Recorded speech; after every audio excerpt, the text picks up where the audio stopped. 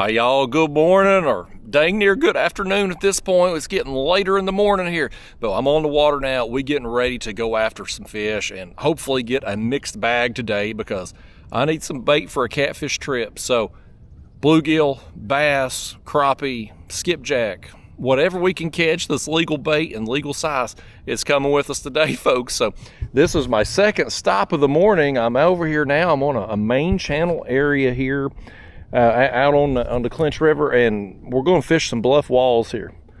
I love this spot. I normally fish here once, twice a year, but it wasn't on the plan today. I hit a creek first, a backwater creek, about an hour ago, and just couldn't catch diddly poo even on the ultralight. So I'm hoping things are going to go better, and if you're seeing this, well, that clearly means things did go better. But I'm going to start out throwing this right here, folks. If you're new to my channel, new to my ultralight videos, this here is a 1-inch Gulp minnow in the smelt color. It kind of looks like our main forage species, which is threadfin shad. That's on a 1/64 ounce jig head with a number 8 size hook and 2-pound test line on my St. Croix panfish ultralight rod, 1000 size Iowa reel. So we're gonna make some casts down through here on this bluff wall, these down trees and stuff that are right here.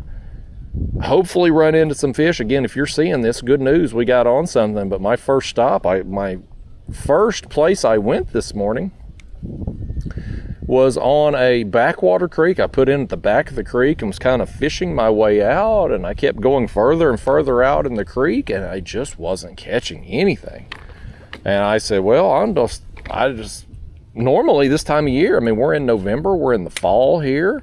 These creeks, they're normally loaded with fish right now, but this particular creek I hit, there just wasn't anything going on. And I said, you know what, let me come out here.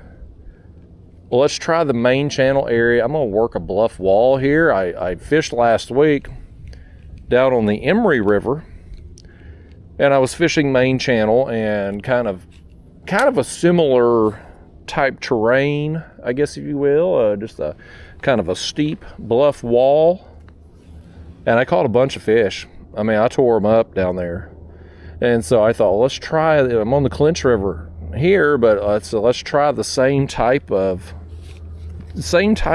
situation and see if there's a similar bite going on at a place like this. So I'm gonna bring y'all with me today. We're gonna go unedited, raw and uncut here. Y'all gonna see me figure this mess out if it happens, and well, if it didn't happen, this video never saw the light of day, so something went right. We got helicopter man coming over right as we're starting the video. Perfect timing. He's flying up in the sky over there. If he's trying to find a fishing hole over here, he's following the wrong person, I'll tell you that. At least today, anyway. I waited a little later in the morning to come out anyway because it was so cold this morning. I thought, you know, I'm gonna just let the sun get up and warm up a little bit. And I thought, there's a fish. All right, fish number 1 here. That's a good sign. He's pulling a little bit too now. That's a larger bluegill right there. All right, we'll keep that one for sure. That'll come with us for some bait, buddy. That's a nice bluegill right there. And he has ate that jig kind of deep too. Let's see if we can get this jig out. If we can get it out without hurting him, we're going to put him in our bait bucket and keep him alive. If he bleeds a little bit, then we're going to just put him in our cooler for some cut bait. Either way, this bluegill's coming with us, folks. Yeah, he's bleeding a little bit there. Let's stick him back here in our cooler. He'll just go with us as some cut bait. Oh man, he just splashed either water or blood all over my face as we're blowing right up here on the bank. What'd he get on me? Did he get water or blood in my face? I can't see there in the camera. I can't see. I'm just gonna take my towel and wipe it off. I'm getting, Lord Almighty, the rod sticking up behind me's in these trees over here.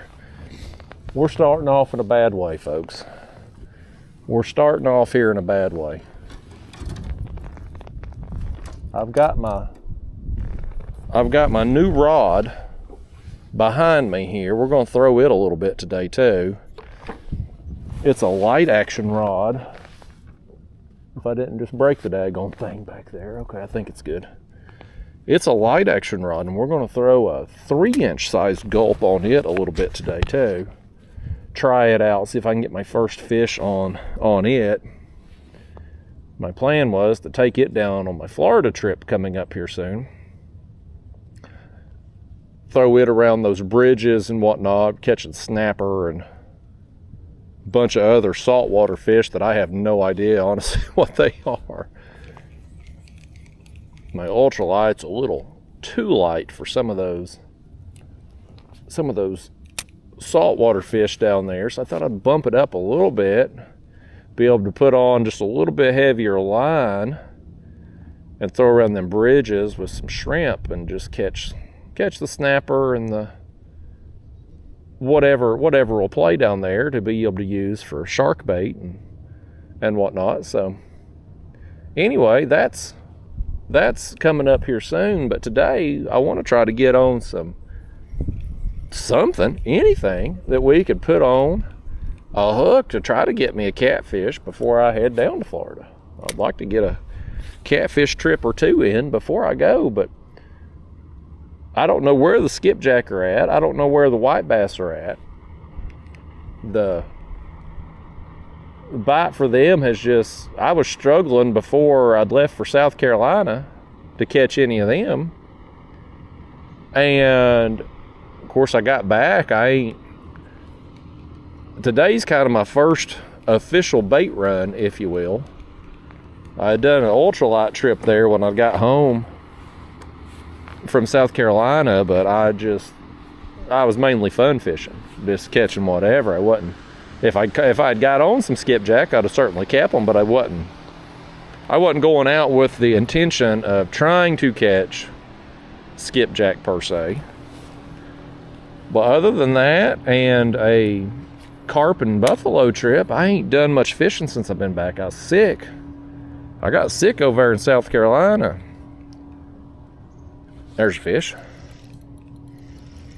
And it took me a little while to get over it. Illness kind of kicked my tail a little bit. But I'm feeling good now. I'm feeling back to normal, and we're going to get out here today and catch what we can catch. And this is a nice bluegill right here. There's some good quality bluegill right here. I done seen more fish here in the short time we've been fishing along this bluff wall than what I had over in that creek. Here's what we got to do though. We're going to have to fill this bucket up with some water. It's got a little bit in it. I think I dropped this daggone thing. Got my aerator all wet too. Let's stick him down in there. I was putting in over here at the ramp. And the water, you can see maybe on the shoreline, the water's down maybe a foot. It's been lowered just a little bit. TVA playing God with the water level, that's what they do. But it's down just enough that it has exposed. Let's watch this bluegill here. He's gonna try to swim out when I'm pouring water in. I gotta keep an eye on that blue. You know how they are, sneaky little things like that. But anyway, let me put a little more in there. It's too much. There we go. Okay. Now let's get this thing set back up front here. Let's put our aerator on. I'm not going to turn it on right now, but we will need it here in a little while as we pack in some more bluegill or crappie or whatever we catch. But anyway, I knocked that bucket over in the water as I was trying to get into the kayak, risking my life to do so because the damn ramp is just slick as all get out. It's slick as snot because of all that algae that's growing over there that's exposed for about a foot up the ramp where they've dropped the water. So if you're trying to launch a kayak over here right now and you got to walk down to the water's edge to get in, boy, you're in trouble, folks. And so I was trying to keep myself upright. I ended up knocking the bucket over into the water. And so I said, you know what? I ain't gonna fool with trying to fill that thing up until I know for sure we're gonna catch some fish. We'll just do it out here versus me trying to stand on the side of that boat ramp and fill it up. But right up against that wall right there, that's two pretty nice sized bluegill. So we're gonna make a few more casts over there, and we're gonna make our way along today. We're gonna cover some water. We will work in that light action rod with 3-inch Gulp as we make our way along this morning.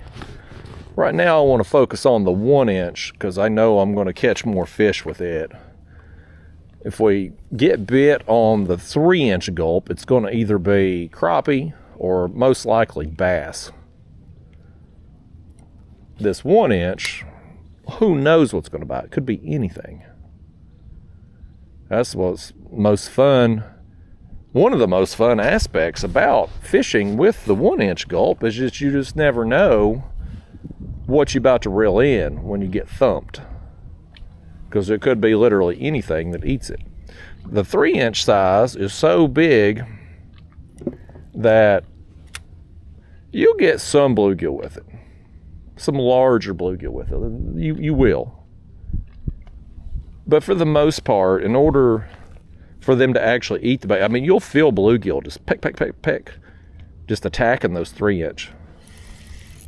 Boy, that one had me and I didn't even know it. That's another nice bluegill right here, folks. This is another nice one right here. This is another one that's coming with us. I do have my measuring board too. We may throw some of these on here. I didn't know he was on until I went to pick up, and boy, he's ate it deep too. Dang. Bluegill that are here, buddy, they're hungry. This one may be going in the cooler too here. I can get this thing out. Well, that's 2 of them now. 2 out of the 3 we've caught have ate that jig deep, buddy. I don't know if I can get this one out, actually. I'll get it back when we cut him for the catfish trip. I'll get it then.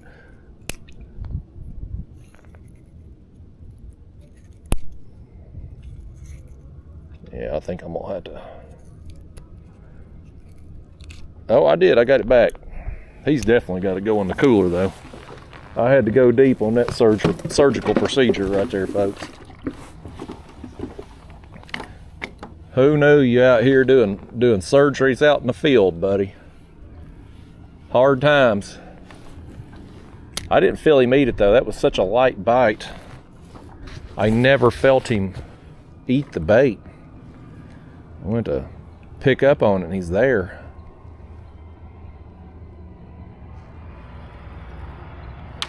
Yeah, we need something, folks. We need something to bait a catfish hook with. I was kind of, when I got home from South Carolina, I was wanting to take a little bit of a break. Not so much necessarily from fishing, but from catfishing. I was kind of just, with the tournament schedule and the travel and having to get out there and pre-fish and kind of hustle to find fish for the tournaments and everything, I was kind of just, I don't want to say burn out, but just, I want to fish for something else. There's so many other types of fishing. I love catfishing, but there's other types of fishing I like to do too. And so I wanted to get an ultralight trip and get some carp fishing, and the carp's, the buffalo bite, you know, has been real good. And so I went and done that, but now I'm kind of ready to get a catfish trip or 2 in before I go to Florida. And to do that, you got to get you some bait. You ain't gonna catch a catfish with a bare hook. You might catch a white perch on a bare hook when you really get them biting over there in South Carolina, but you ain't getting a catfish to eat a bare hook. So if I got to use bluegill for bait, then we'll use bluegill for bait. Not my favorite catfish bait, that's for sure. You know, as you regular viewers, you know I prefer pretty much anything to bluegill, but I will use it in a pinch. And these are what we've got here so far. All three have been really good quality. And I've caught really good quality bluegill here before. I should fish here more often. I just don't. I typically make a trip to this spot once, maybe twice a year. And I'm pretty sure the last time I fished here was either late spring or early summer. I can't recall exactly when it was. But depending on the time of year you're here, bluegill obviously, bass obviously. Anytime you got a rock wall, bluff wall situation, you're always going to have a chance at bluegill and bass. But there will oftentimes, at certain times of year, be skipjack and white bass in this area too. And I don't know that we're going to see any of those in here today. Usually we get this time of year, we get into November. Usually I start seeing the skipjack more in the backwater areas, which is why I wanted to go hit that creek first thing. But I just wasn't feeling it back there. Sometimes you got to go with your gut. And I'm in there, I'm making casts with the ultralight, I'm looking around. First off, I wasn't catching nothing with the ultralight. And I think you all, regular viewers at least, have seen me fish with the ultralight enough to know that you just don't get skunked throwing a 1-inch bait around trees and stumps and docks and things like that. So the fact I wasn't catching anything, it just wasn't a good sign. And I wasn't seeing any kind of surface activity. I wasn't seeing shad flipping. I just wasn't seeing any life in that creek. And so I said, I'm just going to make a change. I'm just not feeling it. So I packed up and I come up here, which it's cost me some time because I'd got out here. I'd started fishing later anyway because it was cold this morning. And I wanted to wait till the sun got up. And I thought too, when the sun gets up, it may be some fish that had maybe pulled out of that creek throughout the night as the temperature dropped. Maybe they might start to make their way back, and maybe they will this afternoon because it is going to be a warmer afternoon. It's warm enough now. I got rid of my hoodie before I got on the water here. But we're having some cool nights right now, and I'd say it's probably cooling the backwaters off a few degrees. We're going to move on. Well, I thought we were on a school of bluegill right there, having caught 3 of them. I'm going to fix this gulp. I thought we were going to sit there and catch several more bluegill, hopefully that good quality size, but just didn't. They don't seem to still be there. Maybe we caught them all, maybe we spooked them as I got blown up on them there a few minutes ago. But nevertheless, we'll start working this bluff wall and making our way down. We're just going to work the shoreline. Going to take a big stretch of it today. There, oh, I had one hit me. But as we make our way along, we will come across some either little outcroppings here on the bluff wall or some trees hanging over that'll just be stacked with fish. And that's usually the way it goes. It's usually, even if you're having a slow day with the ultralight, it don't stay slow the whole time. Usually you're going to stumble into a good bite. Fish just may be schooled up. You may have 100 bluegill along this bluff wall, but instead of being spread out, one here, one there, they may just all be on one tight area on it. Sometimes it's like that. In the spring and summer, warmer weather months, I get my mouth to work and get words out. It seems like fish are they're more inclined to be spread out a little more. You can work a section of shoreline and get fish pretty consistently all the way down. But sometimes when the water starts to cool, fish start to kind of school up. And so you might have longer dead stretches. So we got a leaf right there. You might have longer dead stretches, but when you do get on them, you oftentimes will just just whack them, a bunch of them, all in a tight area. And so hopefully it's going to be like that down through here today, because I want to catch a bunch of fish today, folks. Yes, this is kind of a utility trip because I do need some catfish bait, but I also really enjoy this style of fishing and want to catch a bunch of fish while we're doing it. So y'all get your lucky rabbit's foot. Whatever it is, your good luck charm, you get it. Kiss your girlfriend or your wife on the cheek, tell her you'll be back in a few hours. We're going fishing today, folks. I should come up here more often, though. I always enjoy myself fishing here. It's beautiful scenery. It usually doesn't have a lot of people here, except on a weekend. I'm filming this on a Wednesday, so I don't think there was a boat taking out as I was putting in. He hadn't done any good. He had been bass fishing, he said. But he was the only other. There's some people over there working in the parking lot, building a playground or something, but the only other fisherman out here was that guy, and he's gone, so I don't think we probably won't see anybody else out here, truth be told. But even if we do, I mean, it's not like we're going to be covered up with people out here. Every time I come here, I always catch fish. I always enjoy myself. Beautiful scenery, and I just don't ever come here. It works out to about once or twice a year, it seems like. And I'm pretty sure it was April or May when I was here last. So it's been a while. It's been a while since I've been here. But we're going to try it now. Like I said, we can't do a bit worse than what we done in that creek. I don't have a great desire to get out at sunrise right now, folks. When it's 40 degrees and we got some colder temperatures than that coming, I just don't have a desire to be on the water at sunrise. I prefer fishing mornings, but not when it's super cold like that. Hell, I tried to let Daphne the dog out this morning,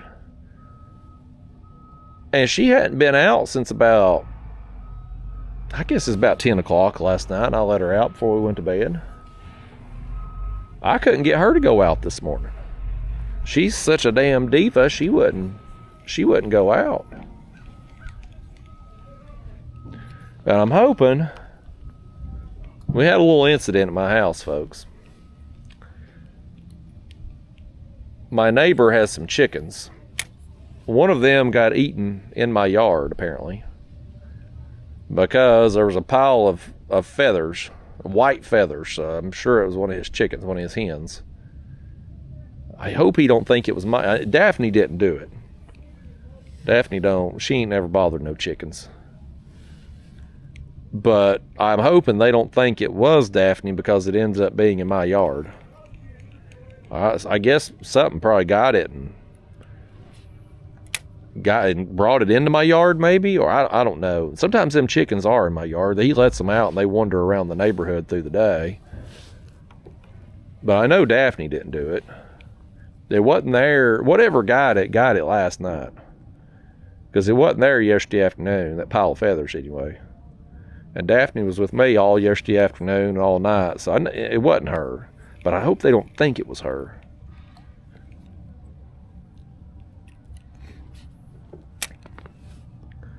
Time to catch another fish here, y'all.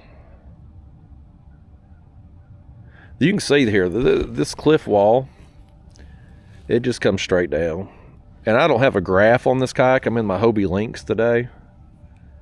I've had this kayak about a month now. I'm going to be taking it to the beach. So I don't have a graph, but I can tell you just from history, having fished here before with a graph, it drops off real quick. We're probably setting 25, 30 feet of water right here, where we're setting at. But you could have fish along this bluff wall. You're going to have like little crevices, and sometimes fish will be tight to that wall. Sometimes they'll be kind of up in it, under them little crevices and whatnot. And so as that jig falls down, you cast it over there close to that wall and it falls down. Them fish, they see that jig fall down. It looks like a dying shad, and they can rush out and get it. Kind of an ambush set up there as it acts like a dying minnow as it goes down. You know what I kind of want to do? Usually, so this cliff wall, it's right straight down, just a vertical drop right here, and then you get over there and you can see the shoreline, how it kind of tapers a little more. I catch a bunch of fish from where it tapers on down because there's all kinds of more trees and whatnot. I kind of want to try on this vertical wall here, and I think I'm going to do it. You've talked me into it. If this don't work out, it's on you because it was your idea. I want to bust out this light rod, and I want to try a 3-inch down through here. Lord, we've got my skipjack rod wrapped around I got in that tree over on. Okay, there it comes. There it comes. This is a new rod. I talked about it there on the last ultralight trip, but it's the St. Croix panfish rod. Same model as my ultralight rod that I've had forever, except that they've changed the handle design at some point since I got my last one there. And I don't know that I like this new handle design, but it is what it is.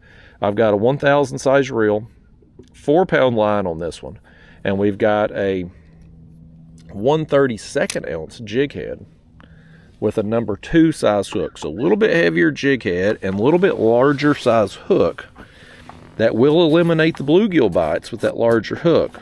Well, it'll eliminate the bluegill hookups. But if there's some bass hanging out along this bluff wall, and there very well could be, you oftentimes will find some smallmouth along these rock walls. This is going to fall down a little bit quicker through the water column. It's going to be easier to get it down just a little bit deeper, and we'll just try it for a little while. We're just going to try it, folks. We either catch fish with it or we won't. I'm still skunked on this rod, though. I need to get a fish on it just to see what it feels like. See what it's like. See, do I like the handle or not? The handle definitely feels different. It's plastic. Whereas my other one is cork, and I'm sure it's a cost-cutting measure. And these companies are all the time trying to save $1, so I'm sure the plastic is cheaper than buying a good quality cork for the handle. As long as I can feel the light bites, I guess it don't really matter, but it needs to be, the ideal rod handle is going to be comfortable too. It is a thinner, as far as diameter goes, it's a smaller diameter handle, which I prefer ultralight fishing. I don't want a real girthy, I guess is the word. I don't want a girthy handle on an ultralight rod or a light action rod. I don't. I want it to be more comfortable to fish with. So it is at least smaller diameter. But I can tell, compare just having both with me and fishing, rotating in and out here of the ultralight and the light action rod. This one is definitely a much heavier action. Granted, it's a light action rod. It's still going to have a huge bend in it if we catch a bass or something here. But it's a big difference going from the ultralight to the light.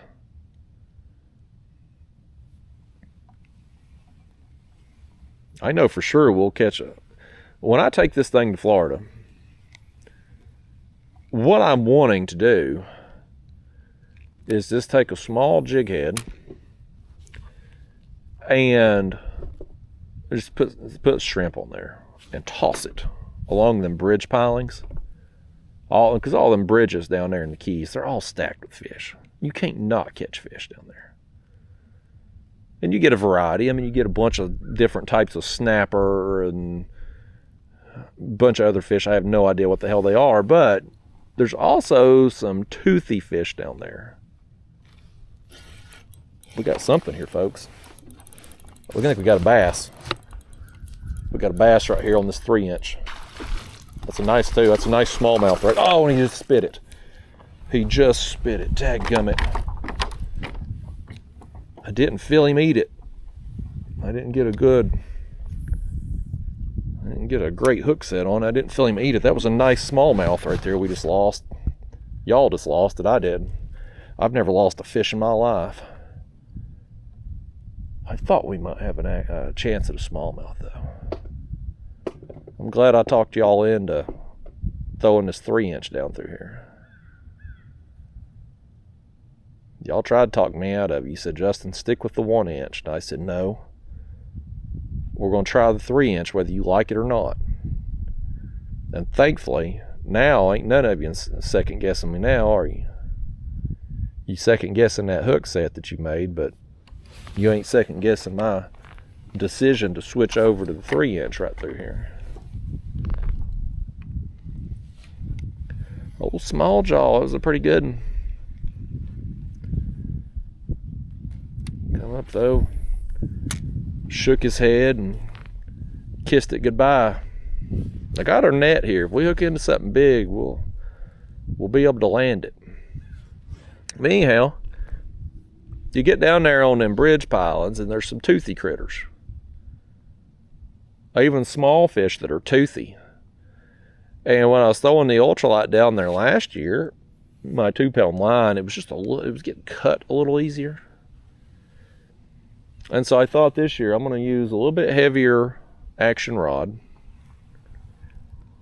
And I've got 4-pound on this right now just for duties and giggles while we're out here testing this rod. But I'm probably, when I go down there to Florida, before I go, I'm probably going to switch out and put some 6-pound on this. Because I don't think them fish down there, I don't think it's so much particularly line shy when you're throwing them shrimp. They love the shrimp. Man, everything will eat shrimp. Shrimp is the threadfin shad of the ocean. Everything eats it. Just like everything eats a threadfin shad here. Here's a damn jet ski going by. It's too cold for that mess.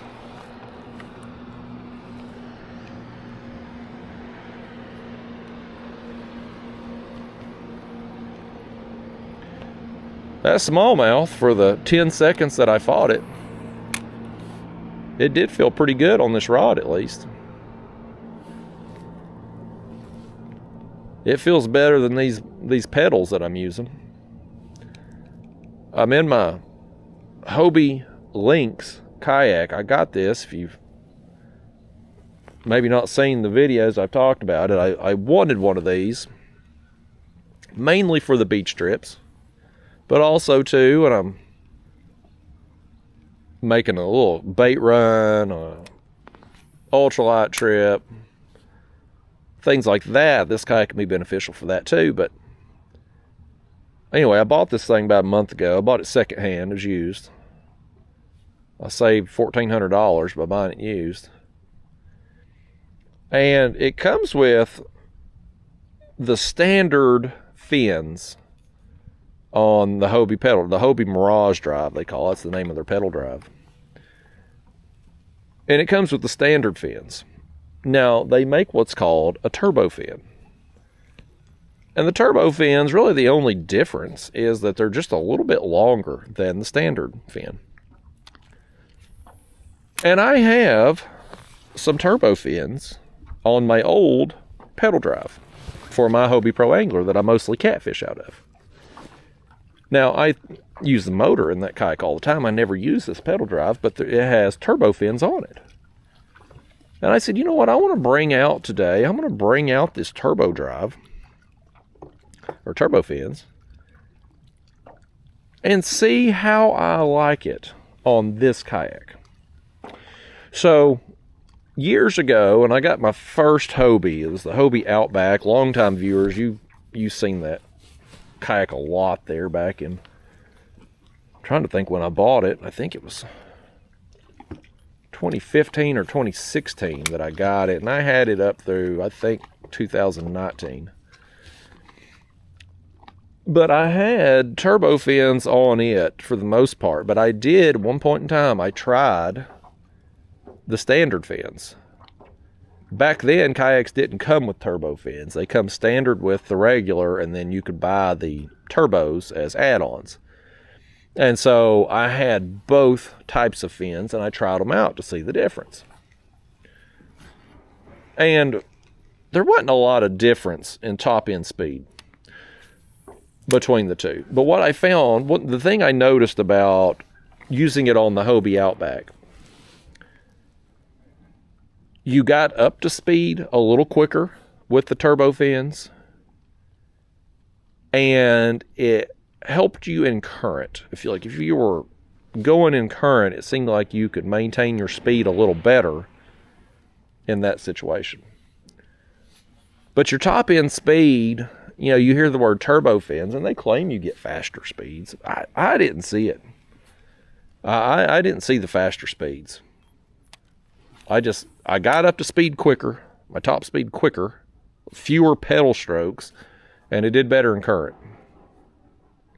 So I used the turbo fins on my Hobie Outback. I just didn't. I never switched them back over. But with this kayak, it come with the standard, and I'd been using the standard. And one of the things that the standard fins give you an advantage over the turbo fins is ease of use. When you are pedaling with the standard fins, there is virtually no resistance. I mean, you're just moving your legs. Like, you're not feeling any kind of water resistance. With the turbo fins, you do feel it a little more. You're going to feel it up here, kind of in this part of your leg, and you notice it. I know it's only a few inches difference in the fin length, but it is noticeable as far as the resistance that you feel.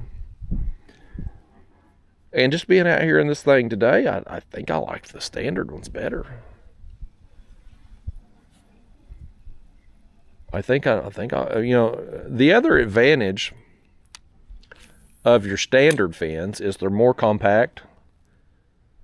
That's great for transport, but it's also great when you are fishing super shallow water, which in the Keys, I will have to put in, like, you go in down there at 7 Mile Bridge, for instance.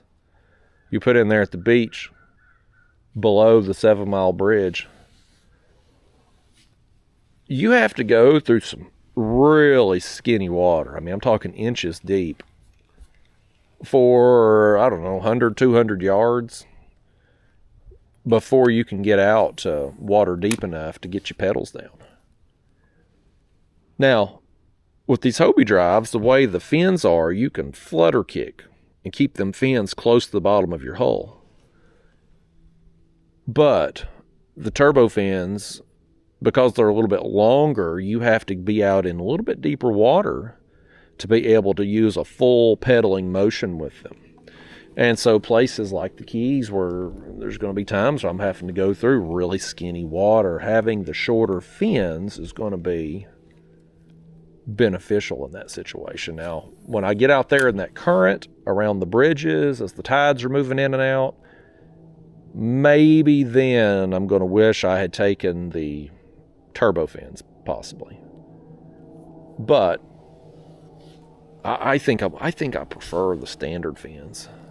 This kayak is so lightweight and moves so well anyway, it gets up to speed pretty quick regardless. And I don't know if this kayak will be as affected as much in the current as, say, my Old Town kayak, for instance, because of the hull design of this thing. The way it kind of is on top of the water versus the Old Town kind of being down in the water a little bit. I don't know. It's just going to be a learning experience. I'm still getting comfortable in this kayak. I'm still getting used to it. I haven't caught a monster fish in this thing yet. I've been ultralight fishing in it is all I've done. So I don't know. I haven't landed anything big in it. So it's going to be kind of just we're going to be experimenting down there, folks. What we're going to be doing. But I know for the canals up there on the mainland of Florida, fishing peacock bass and the huge copper-nosed bluegill and the other exotics, this is going to be great for that. It's going to be awesome for that. Getting down through the sand on the beach to get to the ocean, going to be amazing because it's so lightweight. So I'm hoping this kayak's going to work out well down there. As the trip gets closer, I'm more and more concerned about the possibility of sharks giving me problems in this thing. I want to catch some sharks down there. I like catching sharks. But I have a big fear of a shark coming up into this thing, not trying to attack me. I'm not worried about a shark attack per se. What I am worried about though is I'm sitting there, maybe I'm working them bridge columns and I'm catching whatever, and I'm reeling in one of them fish, and here comes a shark after one of them fish. And this thing, because it sets so low on the water, like you're practically on the water. There's nothing to stop that shark. If he's coming at you full speed, not even noticing you, the kayak, just locked in on that fish, man, this thing, hell, it could end up going right across the kayak. So I'm a little concerned about that. I'm a little concerned, folks. I wasn't as concerned. I mean, I'd thought about it. Even before getting this kayak, I thought about it. But as the trip gets closer, you get a little anxiety brewing. Got a little anxiety, little butterflies in the stomach there, potentially. Either way, I'm looking forward to the trip. I'm hoping to get in a catfish trip or two before I go. I'd like to get another carp trip in before I go. So, I've got some fishing I want to do around here before I leave, but the catfishing at least is all dependent upon us getting bait. And we'll get something down through here for sure. I'm going to switch back over. Once we get over here, you can see where the land changes right here. I'm going to switch back over to the 1-inch. Throwing this 3-inch, again, we're really limiting our chances of getting bit. We pretty much got to come in front of a bass, which I thought we might, and we did. We hooked that nice smallmouth, but I was kind of wanting to make a few casts down through here, see if we could get another. But it's going to take a bass to eat this thing, the larger hook. When we get down here, start going the 1-inch again, we'll get back to catching everything. I guess I'm still skunked on this rod, though. Sometimes it's hard to work the Judy off a new piece of gear. I'm confident we'll get the Judy off of it down there in Florida, but it'd be nice to get one up here, see what it's like. That bass felt good on it. But I was so focused on the bass, I wasn't paying a lot of attention to the rod itself.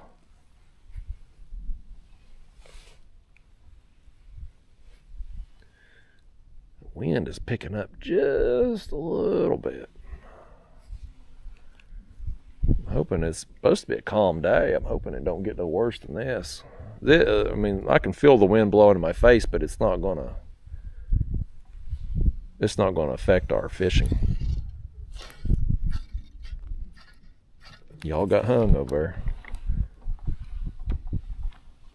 We'll see if we can pop this out. If we can't, we're going to go ahead and switch over to the 1-inch right now. I wonder what we're hung in all the way out here.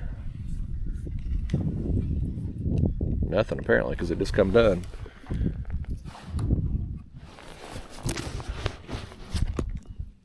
Let's make 2 more casts with this 3-inch.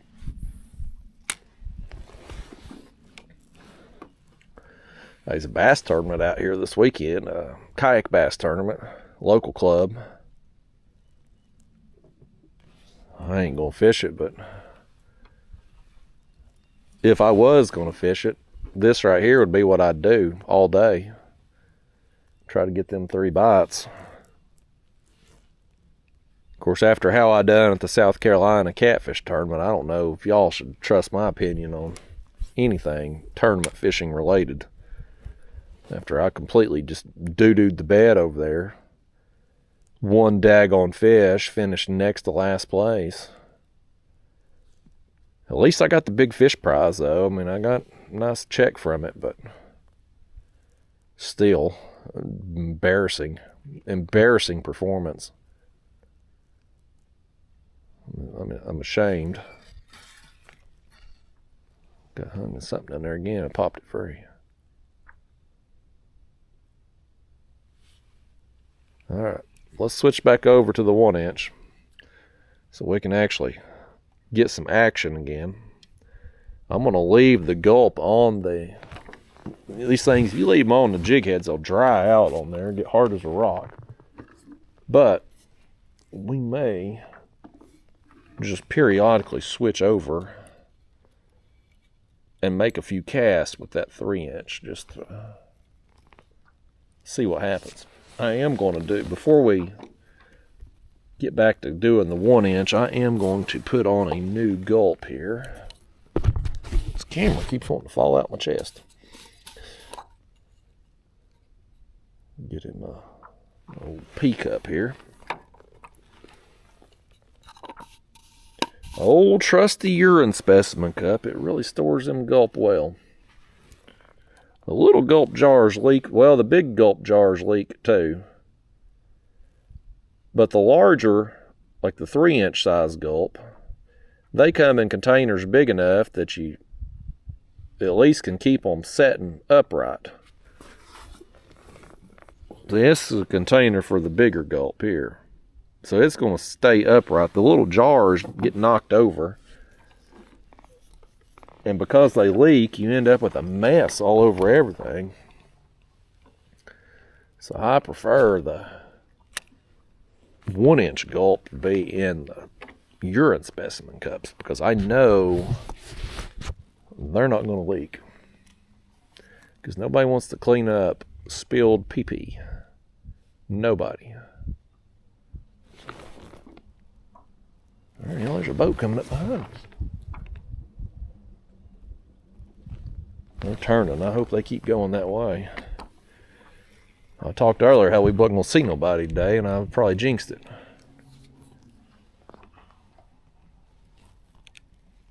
I've done that before. I had 2 carp trips back in the summer. One place I'd never seen another boat before. Talked about how I'd never seen another boat before, and I'll be damned if here didn't come a big pontoon. Had to reel in all my lines. Then I was at another place. I ain't never seen boats there either. I talked about it. Here come a boat motoring all the way back there right over where I was fishing.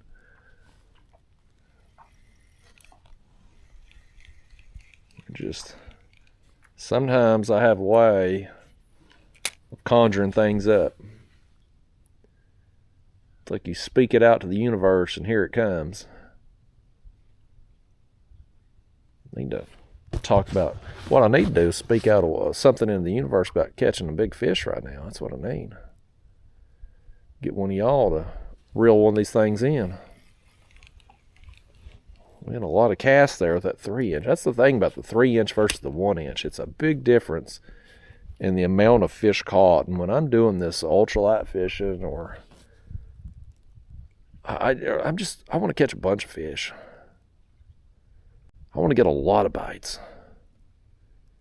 And it's hard to do that with the 3-inch. It's good if you are bass fishing specifically. Let's say I was in that tournament and I wanted to throw that 3-inch all day. Well, if you're reeling in bluegill nonstop, then it's not very efficient use of your time, right? Because you're spending a lot of time unhooking 100 bluegill throughout the day that you could be working that thing down deeper and catching bass with it. So it's good that it eliminates some of the bites and most of the hookups of the smaller fish. Allows you to more effectively target bass specifically if that's what you're wanting to do. But from just a fun aspect of it, which is, I mean, hell, that's what I want to do when I go fishing. I want to have fun. I want to catch a bunch of fish. It does limit the number of fish you're going to reel in, which limits the amount of fun you're going to have. Here's a fish. We broke our streak of not catching. That's another good one, too. That's another good one that will be joining us on the catfish trip. Would you like to go in the bucket, Mr. Bluegill? He says, sure, kind sir. I would love to go in that bucket. I don't know if he really said that, but I'm just going to pretend he did. He got water on my face. Did he get water on y'all? No. The camera lens didn't get covered. Just my face.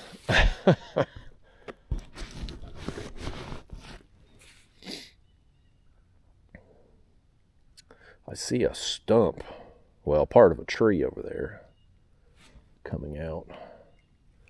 I actually do want to back up a little bit and throw over here at this part of a tree that's coming into the water right there where we got that bluegill. He might have a friend with him.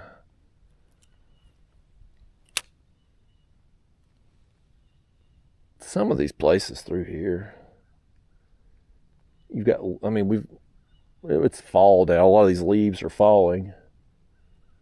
If your line goes over the top of a leaf and you're throwing this 1/64 ounce jig head, sometimes it'll stop that jig from falling. And sometimes you reel in your jig and you're going to catch whatever the hell this is.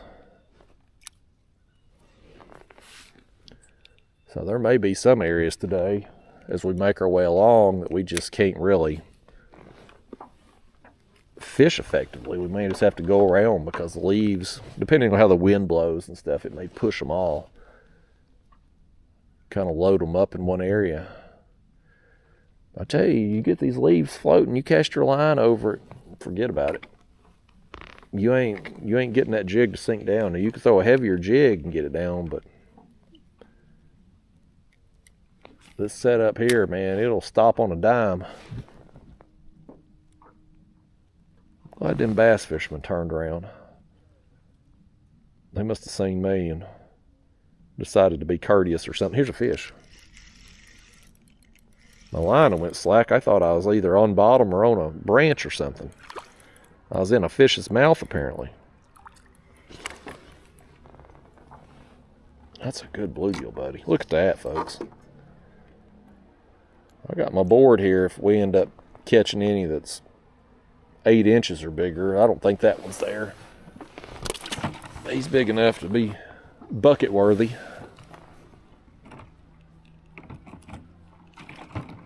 We'll have to turn that aerator on in a little bit. I'm hoping it's functional. I dropped it in the water there at the boat ramp, risking my life to come out here and try to catch a damn fish. It always happens every year. TVA, they play God with the water level here, and when they first drop it, you've got all that algae and mud and everything there, and it is just a death trap, man. Absolute death trap to walk on. It's so slick. My new trailer is going to help a lot with that if I ever get the damn thing. I guess I'll be getting it probably in December sometime when I get back from Florida. Because at this point, I don't think he could ship it to me and get it here before I'll be leaving. He's supposed to be sending a trailer. Mine and one that's going to New York is going to be on the same truck. And so I guess it's going to save on shipping or something to send them both at the same time. It's expensive as all get out regardless. But nevertheless, we're in the home stretch with the trailer. It is built. It is supposedly painted. I haven't talked to the guy, or he hasn't messaged me anymore since it was supposedly painted. So I haven't seen it. I haven't seen the finished product. But he did send me a picture before it got painted, so we're in the home stretch with it, finally. I was supposed to have this trailer in October, and it's... this guy's going to go over here and cut us off. I hope he at least keeps going the other way and don't come toward us. But anyway, I was supposed to have that damn trailer back in October, but 90 days has turned into 120 days, and who knows how much longer it's going to take to finally get it. I did, and y'all have probably seen a little YouTube short video of this by the time this video comes out, but I did get the new Bonafide kayak this past weekend. I went up to Raccoon Creek Outfitters up in Ohio, picked it up. It's the Bonafide XTR 130. That's a terrible cast. Y'all can't cast worth a diddly do today. There we go. Slightly better. Anyway, I picked up the kayak. I got it home. And I'm not going to start fishing out of it till I get the new trailer because it's so heavy. 170 pounds. I mean, it's a beast of a kayak, man. It ain't even a kayak. Let's be real about what it is. It's a plastic John boat. When you get a kayak that big, it's not a kayak anymore. You're not paddling it. There's no pedals. There's nothing human powered about this kayak. It's going to be motorized. That's it. It's going to be boat ramp only. That's it. So it ain't a kayak anymore. It's a damn plastic boat. I got it. I hauled it home in the truck. There's fish. There might be a little bass. There it is. A large jaw.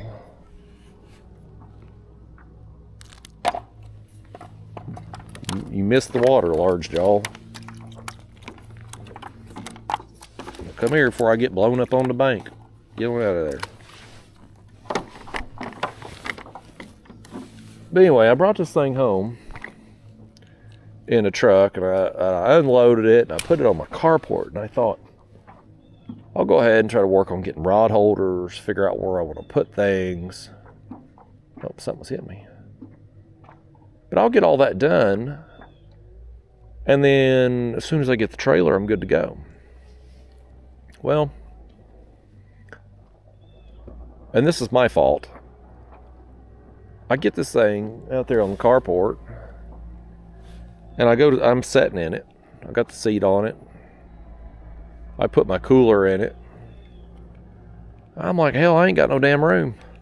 Because I looked at it in person when I was at the South Carolina tournament, because our tournament director had just got his. And so I looked at his, and I didn't see anything that just leapt out at me that I didn't like about it.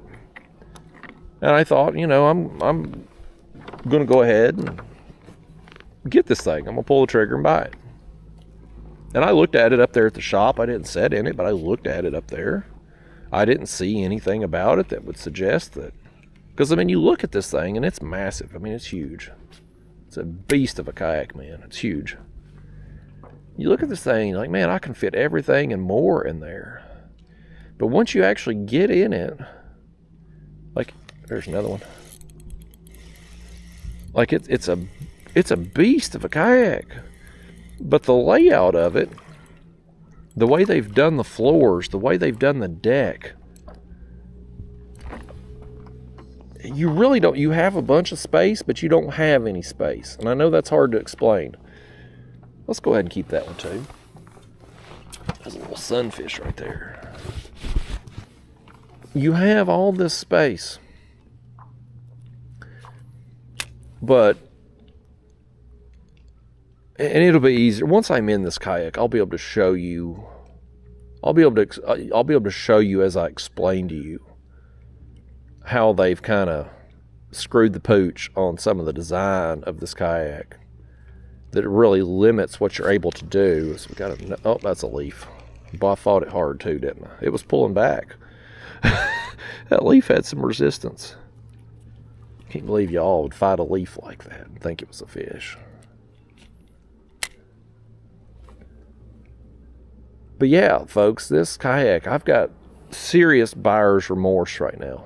Now, I may change my mind once I get it on the water, get out there in it, get some trips in it. Maybe I'll think more highly of it. But right now, just setting it up on my carport, sitting in it, putting my coolers in it, trying to figure out where I'm going to store stuff. I've got buyer's remorse.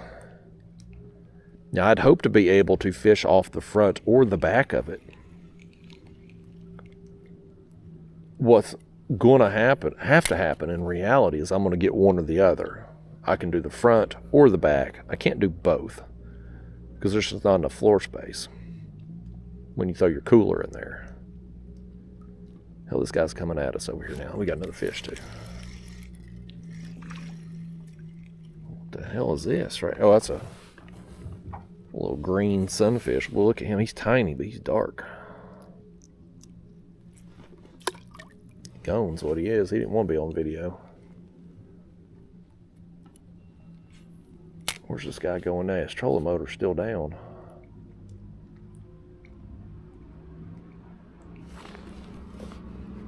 I don't know if he just forgot to pull his trolling motor up or if he's just making a short distance run. Either way, he's moving away from us as we got another fish.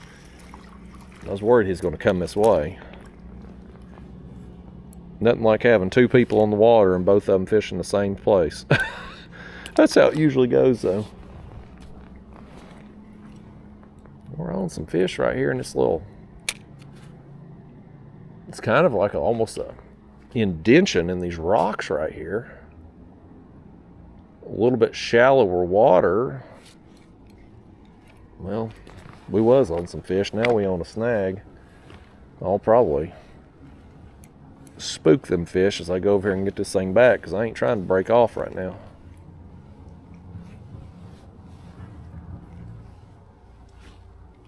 Let's see if we can get this back. I'm sure we can. No deeper than it is. I can probably reel right down to it. Well, it gets real shallow right there, don't it? My own right there. Boy, look at this. I want you to see this right here. Let me back up here. I done spooked these fish for sure. Look at the mussels. And I ain't talking about the mussels like I got. That's your all's wives and girlfriends are looking at right now, but look at all the mussels on this twig. Well, they're all over.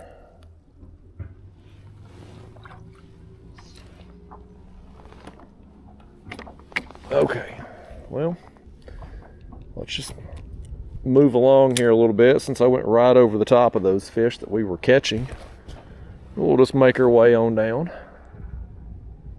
See if we can find some more. Yeah, this area right here, you can see how the terrain changes. And it comes out a little bit shallower grade than over here to the left where it's just straight off cliff wall. So I typically find more fish kind of in areas like this where there's a change, if you will, in the contours versus just a sheer cliff wall. But those cliff walls, man, I'm telling you, for bass purposes, for smallmouth, I tend to catch some smallmouth around them places.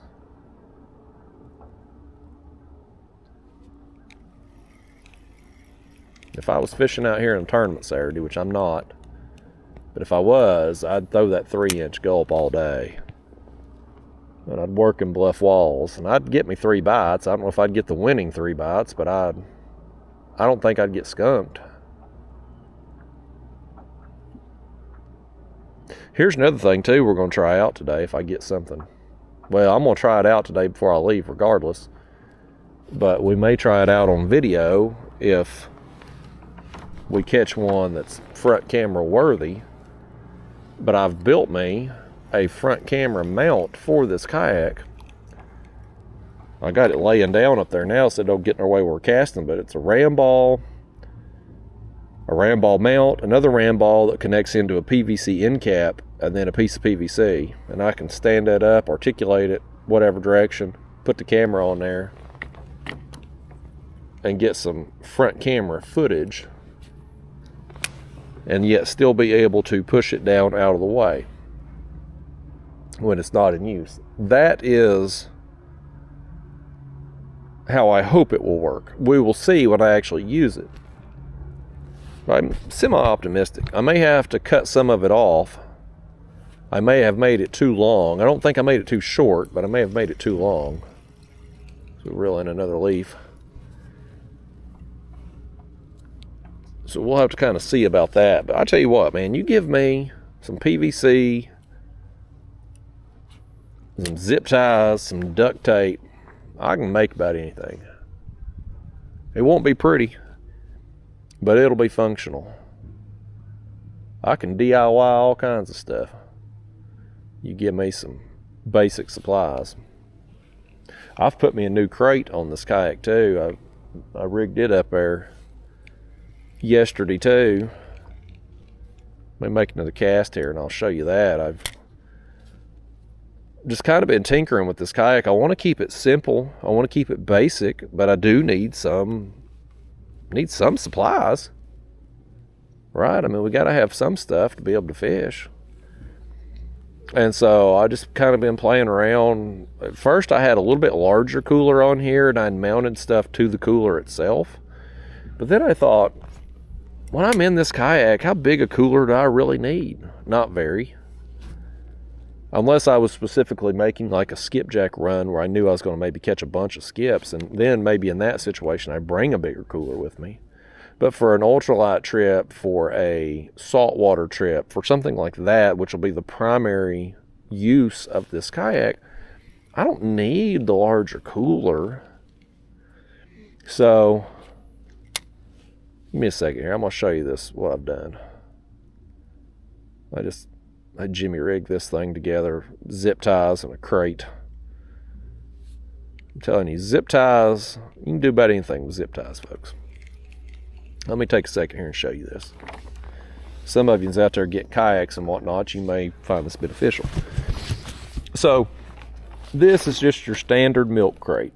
You get them at Walmart, any office store, like a foul crate. They're $5, $10, something like that. I've had this one in my shed forever.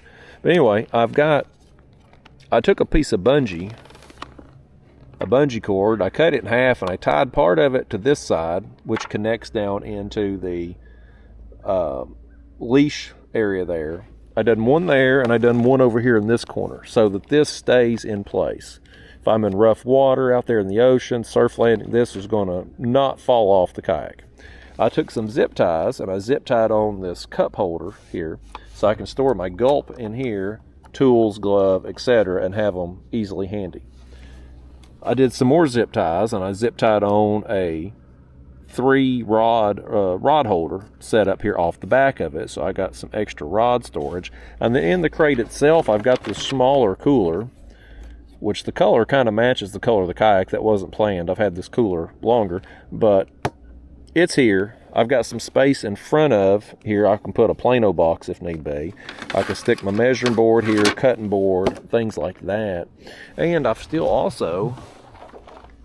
got this side open here, so if I want to add something over here, another container of some kind, I can do that as well. So very simple, cheap option there. I mean, you get these milk crates, you can get them damn things anywhere. And they make great kayak storage. You can buy the Hobie crate. I think it's like $150. It's the same damn thing. It just says Hobie on the side. You can get the black box, they call it. I believe it's from Yak Attack, I believe, that makes it. Again, it's a glorified plastic crate that's $100. I'm not doing that. I just need something to connect to the kayak, to store my cooler. If I'm not taking a cooler that day, I can put the bait bucket in there. Either way, and it'll keep it from sliding. I need a place to store my rods. I can do that with that crate. Basic supplies, your scissors, your pliers, bait knife, cutting board. All that can be stored in that one area. And then when I'm done fishing, I'm packing up at the end of the day. I undo those bungees and I can carry everything to the vehicle with that crate. So it limits how much stuff I have to carry back to the car, and it limits the storage space required inside the vehicle to transport that stuff. Because that's what I want to do. I want to be able to keep everything in that crate. So when I'm loading up at the end of the day, here's a fish.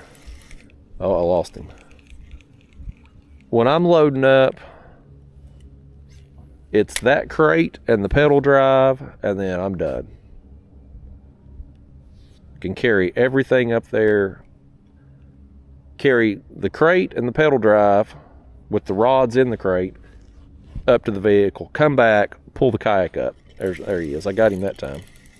Well, that's another bass right there. I see him shaking his head every which way. Oh, look at him jump. A little smallie. Oh, he unhooked himself. We got the quick release. Perfect. We had our fun and we got him to unhook himself. Not before he wrapped us up there. Wonder if that was the same one that hit it on the last cast. Oh hell, here's another boat behind us. Where are all these people coming from? Why can't we just be left the hell alone? I don't even know what they're doing. I don't even think they're fishing. They're just sitting there. There's one. That's bluegill there. We'll keep this one too. We're going to have some bait, folks. It may not be the bait we want, but we're going to have some bait.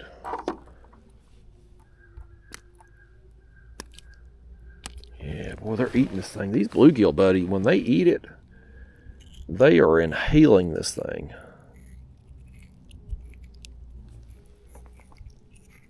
I can't see.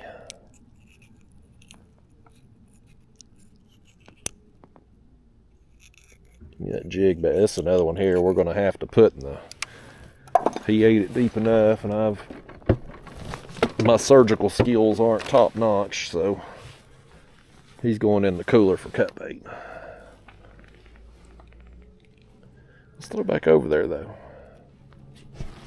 There's some fish over there, man. Yeah, I want to keep this kayak super simple. I bought that little motor that goes in the transducer slot. I tried it out there on the last ultralight trip, and I just don't like it.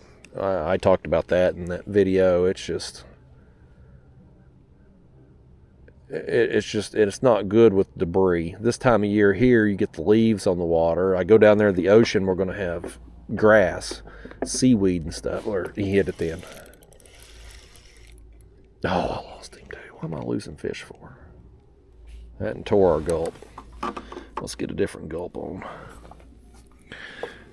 But that motor just ain't going to work out. The Texas Power Paddle motor, it's underpowered. It sucks up all that debris. It's loud. I just don't like it. So when I get back home from Florida, I'm going to put that thing online and list it for sale. And hopefully get rid of it. And then I'm just going to keep this kayak simple, man. Just leave it pedals only. I don't think I'm going to put a graph on it. I can, since I'm not going to be having that motor in the transducer slot. Now, I could put the transducer in there and just connect it to my seat, really. With a small battery, I could do it. But I don't think I want to. I think I want to just keep this just a grab and go setup. No batteries, no nothing. I just want bare minimum, man. Because you know what? I've talked about this a lot, but I like fishing like this. I like being simplistic. It makes the trips, I don't know if you want to call it more satisfying, but it kind of is. When you go out with lesser gear, it is more satisfying. That's another reason why I'm concerned about this new Bonafide kayak, because it's so much like a boat. Oh, that one hit me. It's so much like a boat. It's like you lose the positive benefits of a kayak and you don't get the positive benefits of the boat. It's kind of an in-between. And I fear it's going to take away from my enjoyment of fishing a little bit. That's my biggest concern. And if that's the case, I'll definitely scrap it. I'll either stick with the Hobie, or maybe I get rid of my Hobie Pro Angler too and just fish out of my Old Town kayak. Because I love fishing out of it. It's just, when you are competing in the tournaments, in my case here, doing this YouTube nonsense for a living, anything you can do to make your life easier, whether it's having a motor with spot lock, or being able to cover more water, or do it with less energy, those things translate into either more videos for YouTube purposes or an easier time. Oh, I think that was a bass too, the way he was shaking his head. I just lost him. But you end up, it makes things easier to an extent. And so I don't know that I want to give all that up completely, but if I don't like the new kayak fishing out of it, I'm definitely, I got to be able to have fun. And I'm definitely concerned about it. Definitely concerned at this point. I've definitely got buyer's remorse. I have, as far as this kayak I'm in today, I have zero buyer's remorse for getting this. Not only did I get a good deal on it by buying it used, but thus far it has exceeded expectations. The Bonafide, which I haven't even gotten on the water yet, I've sat in it a lot. I've spent a lot of time in it on my carport. But I haven't got it on the water yet, but I've already got buyer's remorse from it. Now the good thing is, they've just come out. A lot of dealers don't even have them yet, so if I did decide to sell it, I'm pretty sure I can get rid of it pretty quickly without taking too big a loss on it. But I got to get it on the water first, so it'll be December when I get back from the trip from Florida before I get it on the water. Then I'll have to be in it a few trips. I mean, I'll need, unless I just get on the water and there's something I truly hate about it, it's going to take me a few trips to kind of figure out if I like it or I don't, or give it a fair chance, give it a really full test with it. So I'll probably, it'd be so late in the, I'd probably wait till spring to make a change as far as selling goes. I had listed my Hobie Pro Angler before I got the Bonafide, and I didn't list it publicly, but I made it available to my channel members. So I'd had a couple of them show interest in it, but I'm not going to make it publicly available until I know for sure that I'm going to end up in the Bonafide Permanent. I got that motor, the new motor, the Power Pole PV. It's a 36 volt, and they got all that wired up for me up there at Raccoon Creek. They ran the wiring, put the mount on. Like they did a really good job with all that. But in the event that the Bonafide don't work out, I'm switching over. We're going to throw this 3-inch right here too. So we caught that one little bass, and I'm pretty sure I lost another one. So I'm going to throw a little bit bigger Gulp over here for a second, make 2-3 casts with it. But I will, at least before, if I sell the Bonafide, I will at least try that new motor on the Hobie before I sell it. It's heavier than my current motor on the Hobie. But I think if I take out, it's 54 pounds. I set the hook on that leaf. Oh good, that boat behind us is cranking up. I hope he gets the hell on. So anyway, the Power Pole motor is 54 pounds. My current motor is like 39, 40 pounds, but I've got the batteries in that front hatch. So that's like another 25 pounds. I got my live scope up there with its battery. That's another 20 pounds. So I've got a lot of weight up front on that kayak. I think what I would do if I put the Power Pole motor on it would be move my batteries to the back. And I may come away with 10, 20 pounds less in the front by doing that. And hopefully that would make it ride a little different in the water and maybe not take as much water over the bow. That's what I was really wanting to get away from the Hobie for, was the fact that I was always getting water in that front hatch, because when water would come over the bow, where that bow mount kind of plows through choppy conditions, it would end up in that front hatch. And I've gotten some sketchy situations because of it. I mean, I've took on a lot of water in the past, and so... Oh, I had one. You spit it. I thought I was in a branch, and it was pulled back on me. Well, I ain't got the best percentage of bites to hook sets today. I'm really slacking today on this hook set.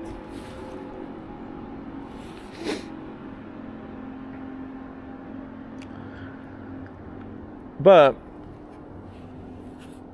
I will, worst case scenario, I decide to get rid of the Bonafide. I decide I don't like it. Assuming I like the motor, and I think I'm going to like the motor, I will at least try it on the Hobie to see if it can support the weight. And if it can, then that's probably what I'll do.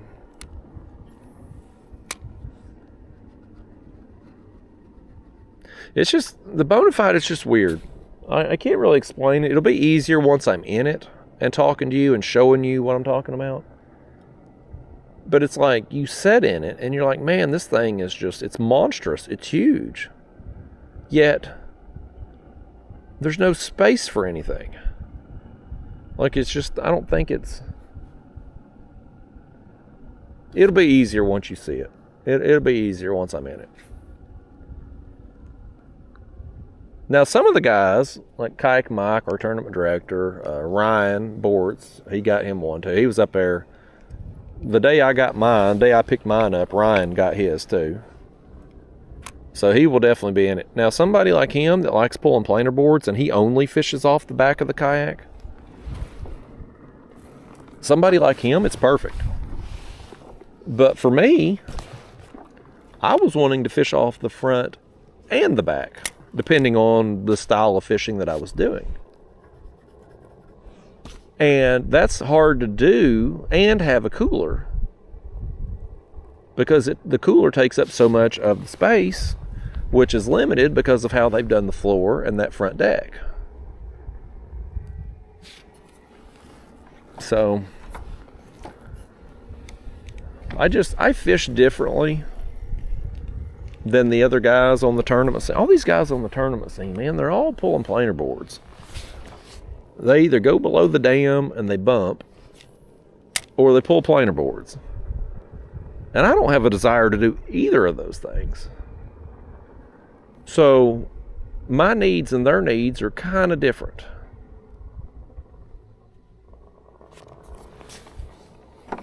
I'm just weird, I guess. I'm one of the only kayak fisherman left on the planet that actually likes fishing out of a kayak. I choose to fish out of a kayak because it's fun to fish out of a kayak. I think most of these other guys just do it because it's cheaper for them than getting a boat.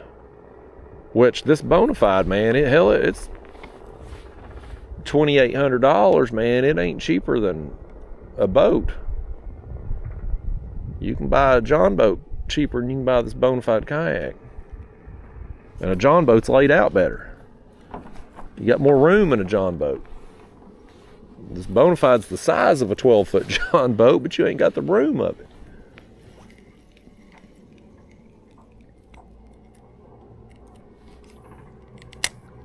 But anyway, y'all will see that once I'm actually in the thing.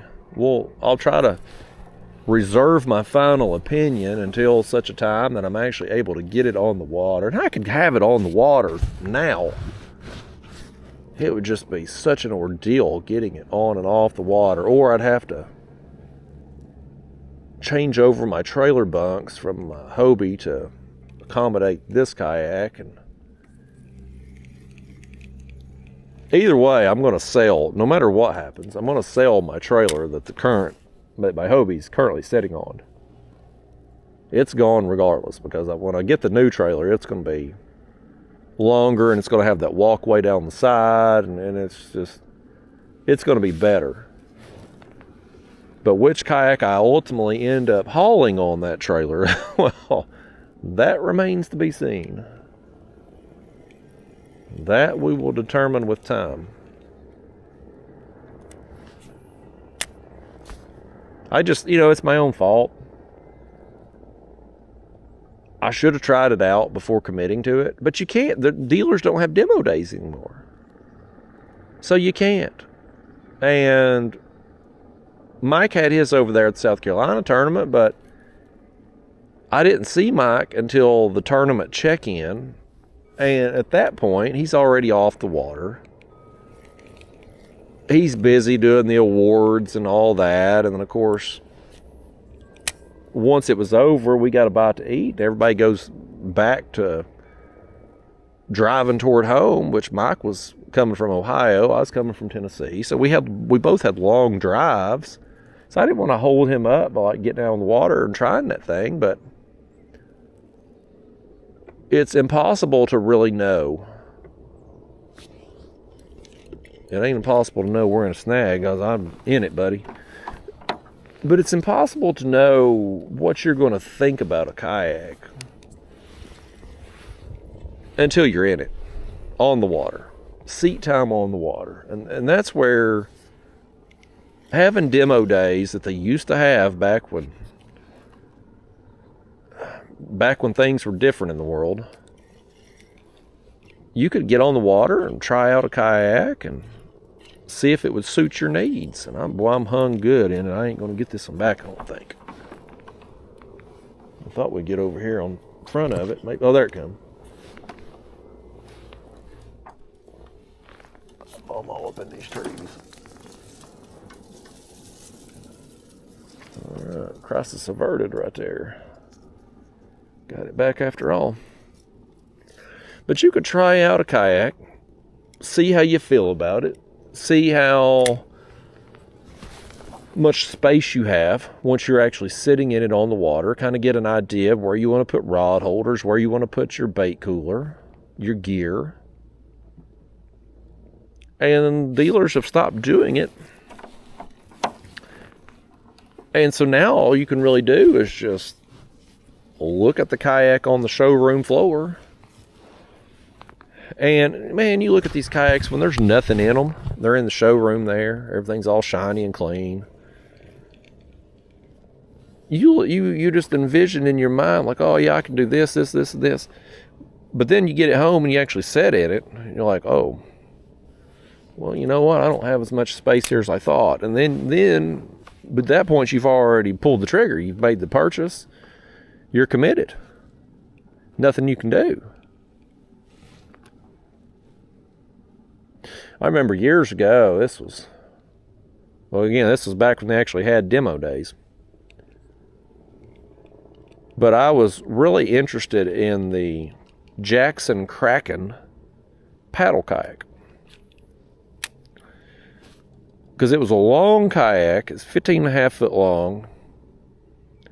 And it was kind of designed for speed, for covering water. One of the cool things that they had built into that kayak was, and I don't know why more kayak companies don't do this, but under the seat they had a recessed area for a bilge pump. Not for like bilge pump as far as getting water out of your hull, but it was a bilge pump that you could connect to a bait tank. And it would circulate your water, always taking in fresh water, dumping out the old, so you could keep baits alive easier while you're out in the water. And something like that ain't a big deal when you're using bluegill or crappie, something that's a hardier bait. But when you got something, let's say you net some shad, and you want to try using them, buddy, you need to be keeping your water fresh in there, because they shed their slime and their scales, and the ammonia builds up, and they just don't do well in a small container. So anyway, this Jackson Kraken had this recessed area under the seat. You could lay a bilge pump on there, connect tubing to your bait tank, and it would pull water up from under the kayak into that bait tank, and you'd have a drainage hose coming out of your tank. It was brilliant. There's a fish.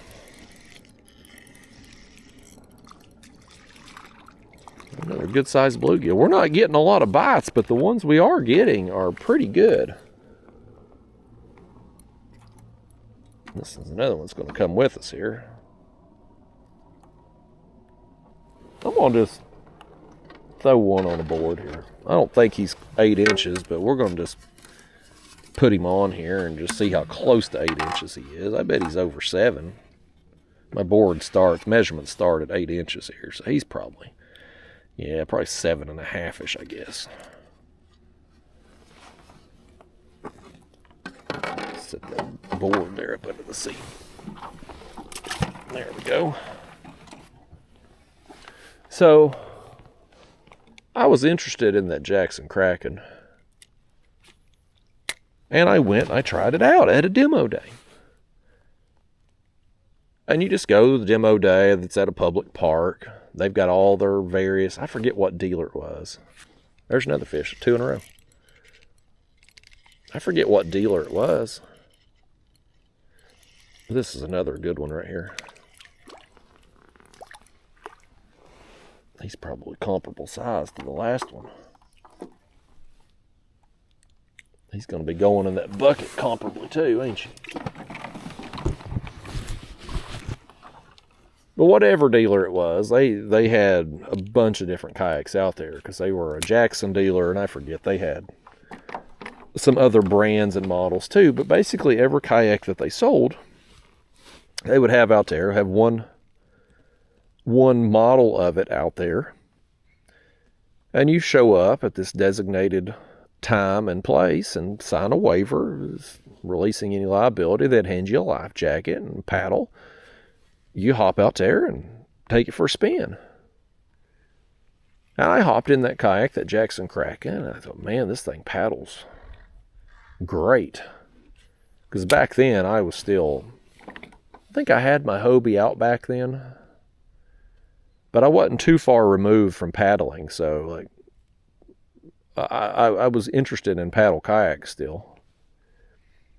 And so I got in it, and I paddled it, and I had a a time just going out there. But while I was in that kayak, I'm like, okay, I know I can hook up a live bait tank to it if need be and use that bilge scupper there, which was pretty cool. But like my normal bait cooler, my normal supplies, how am I going to stand up in this thing to throw a cast net? Like, it wasn't designed for that per se. And as I was out there in it, paddling it around, I was like, okay, well, I know kind of what I can and can't do in it. I know where I can and can't mount rod holders. And at the end of the day there, I mean, I don't want to say end of the day, but I mean, I spent 15 minutes in it probably, paddling around. And by the time I was done, I knew, like, okay, this kayak has some pretty cool features, but it's not the kayak for me. And so I was shake hands with the guys. Thank you for letting me try it out. And I go about my day. And that's what you need to be able to do. But nowadays you can't, because these dealers aren't doing demo days. You just kind of have to just like, well, this kayak looks cool. It's got some features I like. Let me just buy it and hope for the best and try to work around any deficiencies that it may have. And it's unfortunate. Now, the way around that, to an extent, is to not buy from dealers, buy used fish. I think they're a little deeper. Seems like when I'm letting that jig sink down deeper is when I'm actually getting the fish. This is another one here that's worth getting, though, I'll tell you that. He's a good one. How many we got in that bucket now? We got probably too many. Let's put this one in the bucket. This will be the last one. He's thick, though, man. Look how thick this bluegill. He just tore our gulp, too. You definitely going in the bucket now.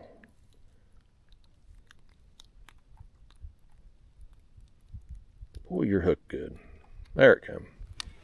What do we do with our board here? This one might graze 8 inches, maybe. You think? Will he graze? Oh, he does. Look there. He grazes that 8-inch line, folks. That's a nice bluegill, man. Y'all know me. I love me some bluegill, but I really love it when they're that big. That'll be the last one we keep in that bucket there. I think he's probably going to be overcrowded. Now, if we end up catching something different down through here, maybe some yellow bass, maybe some crappie, something different that we want to keep alive, we can always take some of the bluegill out if need be to prevent overcrowding.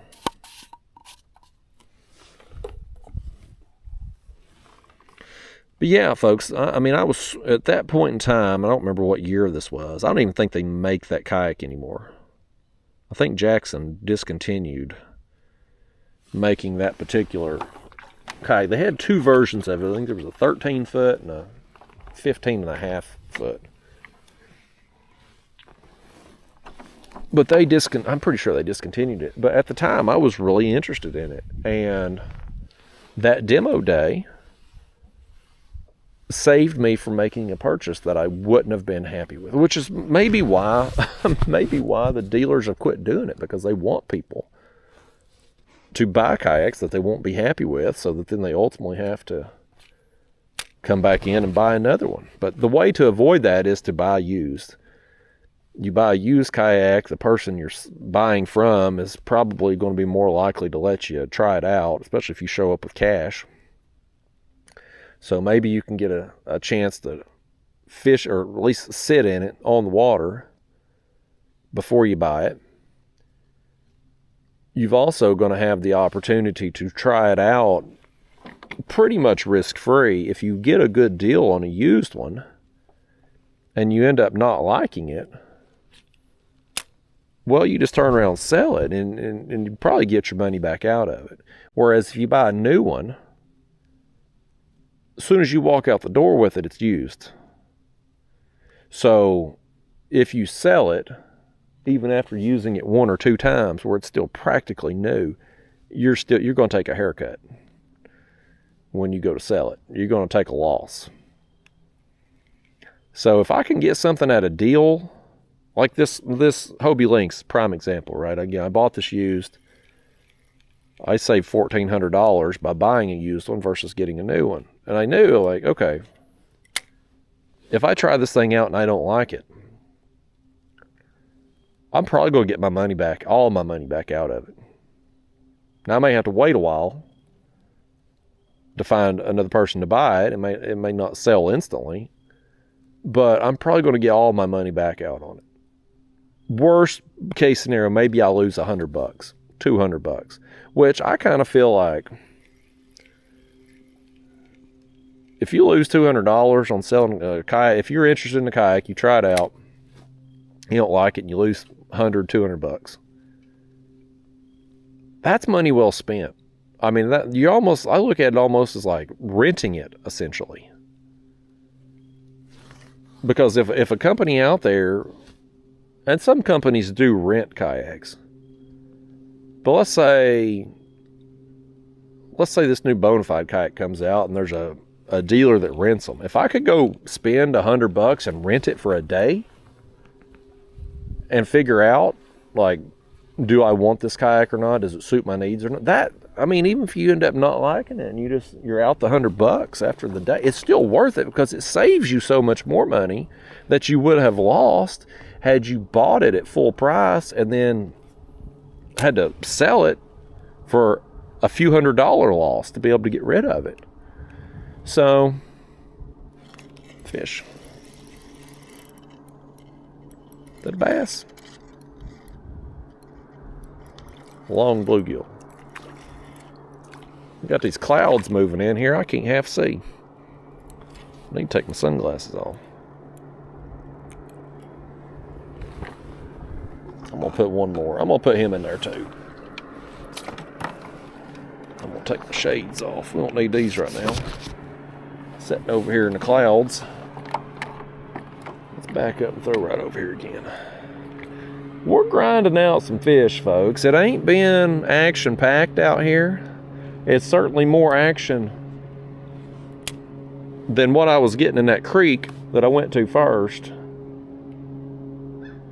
But it ain't been, it's not lights out action right here. But we're getting, here's another one. I lost him. But we're getting bites. We're just having to kind of scrape for them a little bit. And I think if I'd focus more on letting that jig fall, get out in a little bit deeper water, that seems to be more when we're getting bit. They don't seem to be as high up on the shore or up as high in the water column.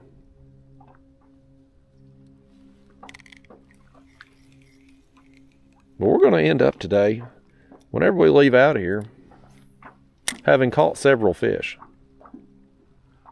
I don't think we're going to have 100 fish day like I did there 2 or 3 weeks ago on the Emery River. The first time I went down there, the Emery, I broke 100 fish in 4 hours. We ain't going to have that kind of day. But we're going to have several fish. We're going to have some good quality fish. And we've already got, we've got bluegill, we got largemouth. We hooked that smallmouth up there on the bluff wall. But we didn't land him, so I guess we can't really count that since we didn't land him. I think the last ultralight trip, I'd went back to the Emery. I don't know how many fish I got on that trip. It wasn't as many as the first time, but I ended up getting, I think 5 or 6 different species of fish, all on that 1-inch gulp. When I take it down to the ocean, though, my ultralight, I'm not going to throw the gulp in I'll throw it in the canals. But when I get around them bridges and stuff, I'm going to throw shrimp. We're going to catch a bunch of different varieties of fish down there.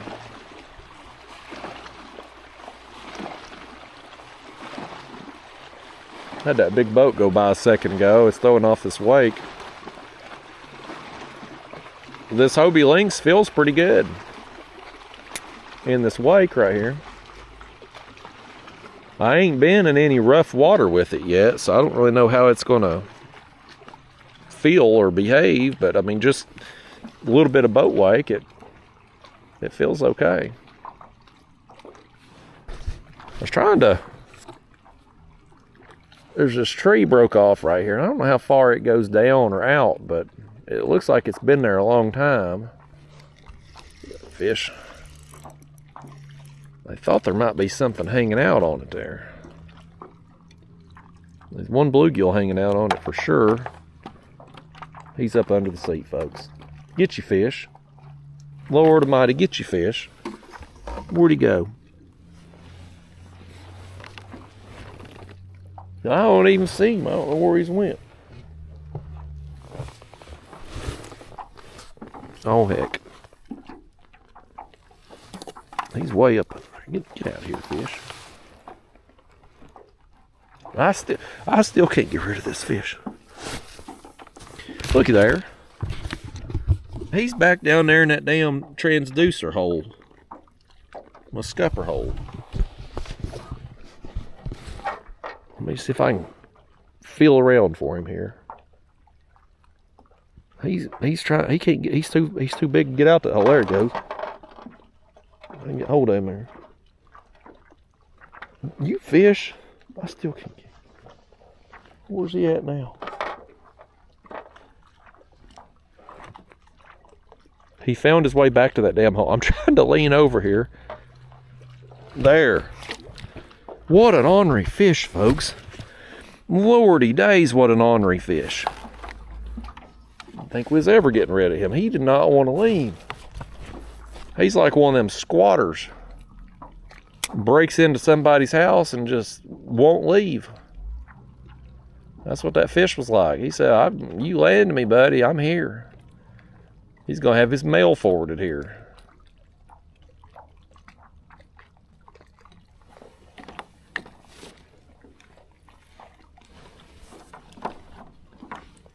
I'm going to make a couple more casts over here on this tree, though. I want to throw one out right in there and then really let it sink down a second.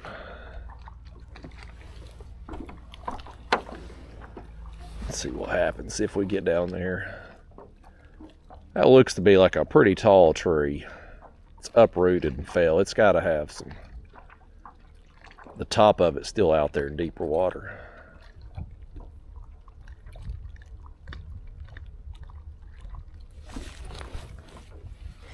And just like that, buddy, I kept letting that thing sink.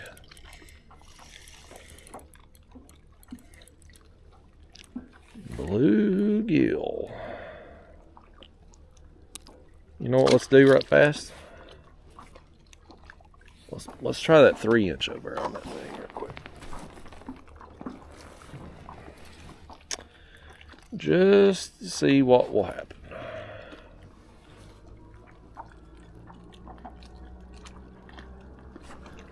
Just out of curiosity. They say curiosity killed the cat. I got 2 cats at my house alive and well right now. 2. I went from no cats to 2 cats in the blink of an eye.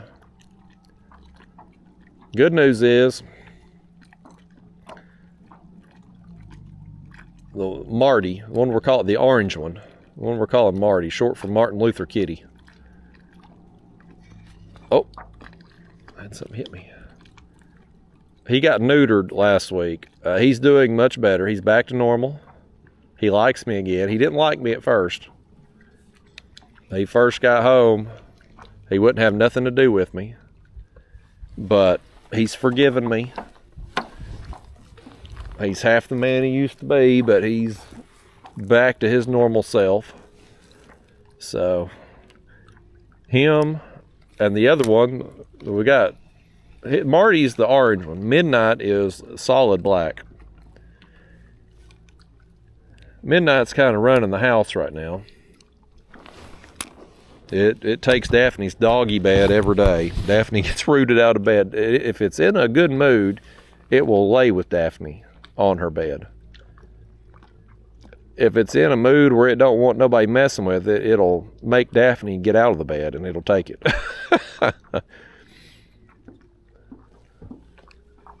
But they're both both putting on weight. They're both doing really well. I've rehabbed these damn cats.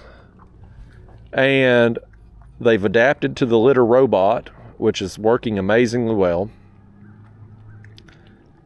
So, very expensive purchase, but so far, worthwhile. Air purifier that we got, definitely worthwhile. You can't even tell that there's animals in the house from smelling it. You know how it is, you walk in somebody's house, you can tell, like, you become nose blind to yourself. But like if you walk in somebody else's house, you can tell if they've got pets or if they smoke or if they've been cooking in there or something. Like you can smell the odors. And so I don't want my house smelling like a petting zoo. And the girlfriend for damn sure don't. So she pretty much made me get a air purifier, and I thought, well, it was a damn scam. Like, these things are a joke. No, they're the real deal. They really help a lot with getting out the odors and stuff. So, and it kind of just sounds like a fan. I mean, it does have a fan running in it, but that's all it sounds like. I've got it sitting in the corner of my dining room, and it just, if you're in the living room, you can kind of hear it, just like background noise. It's almost like your central heating air's on or something. But that's it. Like, it's not real loud. And it works amazingly well. So 2 solid purchases thus far. The litter robot does the job that I hate. It takes away the job that I hate most about having a cat, is the litter box. And so far, so good with it. With machinery, technology on it, I mean, it's kind of one of them things. I expect it to kind of have problems at some point in time. I mean, technology breaks. It's what technology does. Everything's great until it don't work. We had one of them there. I don't know why I always struggle to remember what they're called. Roomba is what it was. The robotic vacuum cleaner. It would drive in a pattern around the house. It made no sense just watching it, but it would eventually vacuum the whole house. And that thing was awesome for about a year. And then it started having problems. And now, guess what I use? I went back to using a regular vacuum. But it was really expensive, and it worked great for a little while, and then it didn't. I worry that the litter robot is going to be the same way, where it's like super awesome in the beginning, and then you have problems. We'll see. So far, so good with it, though.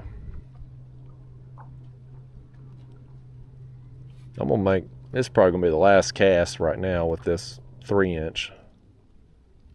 Unless we catch something. I'm going to go back to the 1-inch and work these down trees coming up down through here. We got 1, 2, 3, 4 down trees coming in. Right down through here in this next little stretch, so. Let me just make one more cast with this thing.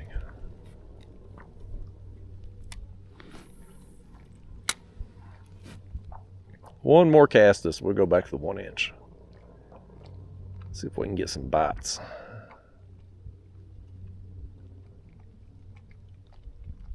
I want to get some fish, man.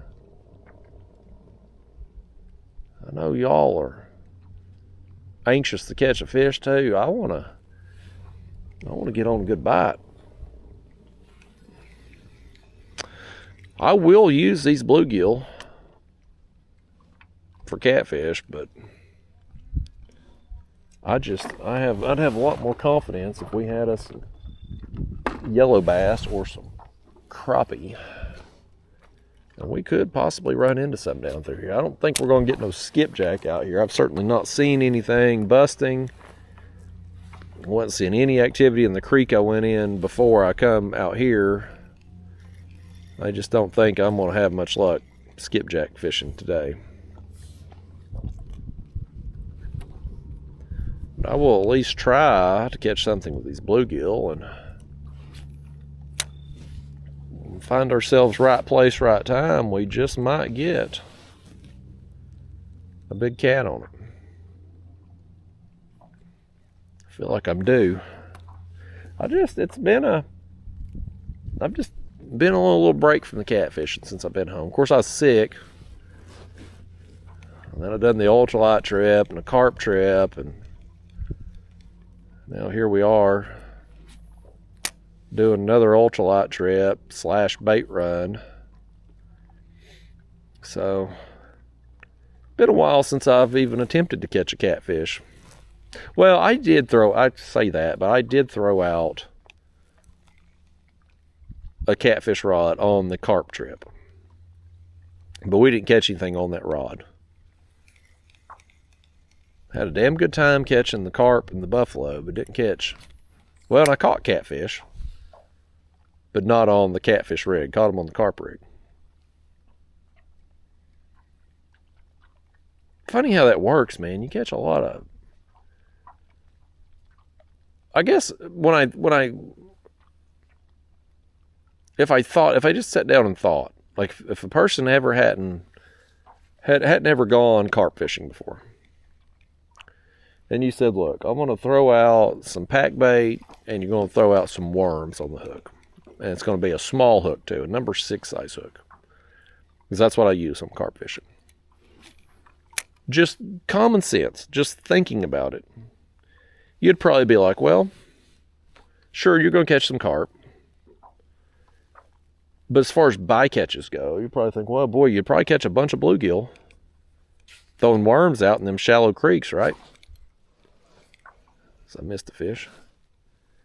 You probably catch a bunch of drum. Probably catch things like yellow bass and maybe even some largemouth. That's what you'd probably think of, fishing with worm. That's what I would think of. But if you notice, man, I've done a lot of carp trips. And when I look at the bycatches, you get an occasional bluegill.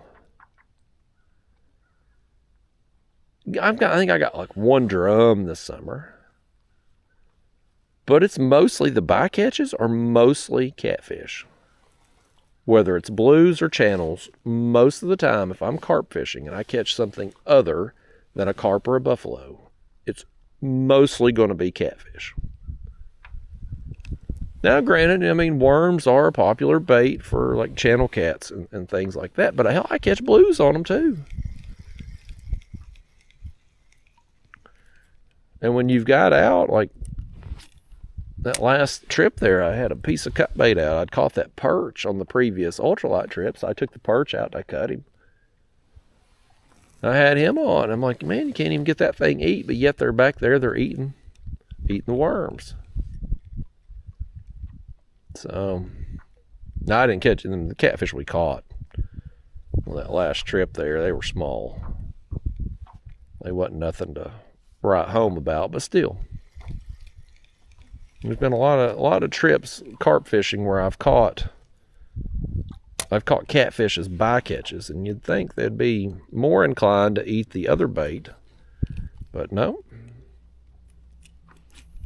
I had a guy comment, I forget what video it was on, but it was fairly recently, and he said he had grown a bunch of peppers, and he was curious if he could catch a catfish on peppers. Now, some of you might just scoff at that immediately. But I told him, I was like, well, hell, you don't know until you try. Because I took out some tomatoes. I done it this year. But I believe it was last year. I caught fish on the tomatoes this year, but I'm pretty sure it was last year. I was in this creek and I had like cherry tomatoes on the hook. I was trying to catch carp with them. And I caught catfish. I caught blues. I damn near caught a fish right there, and he hit it, and I missed him. But I caught blue cats on the damn cherry tomato. I mean, a damn cherry tomato. Who would have thunk it? So, you don't, until you drop a bait down, you really don't know if it's going to catch a fish or not. So, the old me would have scoffed at it. But now, having carp fished as much as I have, I'm like, go try it. Worst thing happens, you get skunked. I mean, some things, like, look, I'm not going to go out there and use a tomato or some other vegetable or fruit expecting to catch trophy-sized cats. But I think you can catch some catfish with them. And that may be the same way with this guy and his peppers. Like, I don't know if he's going to catch. I don't think he's going to catch no monster blue or flathead. But could he get a channel cat to eat a piece of pepper? I think maybe he could.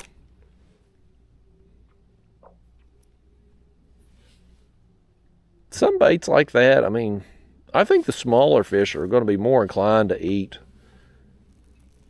anything they possibly can, whereas your bigger fish, kind of the top of the food chain, because they're so much bigger and have so many more options of foods that they can eat, they're just not going to be as inclined to eat something like that. Same thing with, like, I'll use chicken as an example. I've caught a bunch of catfish on chicken, but I don't catch big catfish using chicken. Them small ones gobble it up. But your larger fish that have time to investigate a bait and figure out if they want it or something else, they seem to choose something else. Now, people argue with me on that because a lot of people have used chicken. A lot of people have caught monster fish with chicken.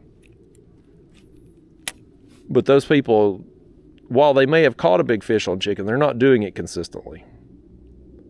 I don't know anybody that's going out and catching trophy fish on chicken consistently, outside of maybe a place like Santee Cooper. There we go. That one's fighting a little harder. There's a stump over here. I see it. I see part of it. I threw over it. Got a nice fish here. Nice thick bluegill. I think I'm going to put you in the cooler, bluegill. We got 4 bluegill there in the cooler. I don't know how many on the bucket. Probably all the bluegill we keep. If we get something else, we'll certainly keep it. But I think that's probably it for the bluegill. I think that's plenty. I'm gonna throw. You can see part of this stump or broken off, whatever it is. You see part of it standing up over there. And I got that bluegill over there beside it, so it looks like it kind of goes that way.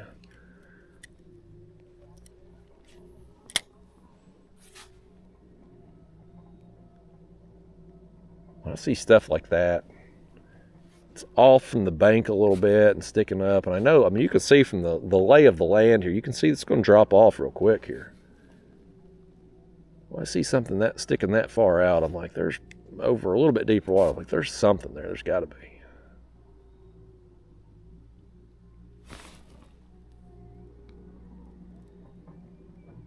I've got this other skipjack rod here with us. We may not end up throwing it. We may not make a single cast with it if we don't see nothing.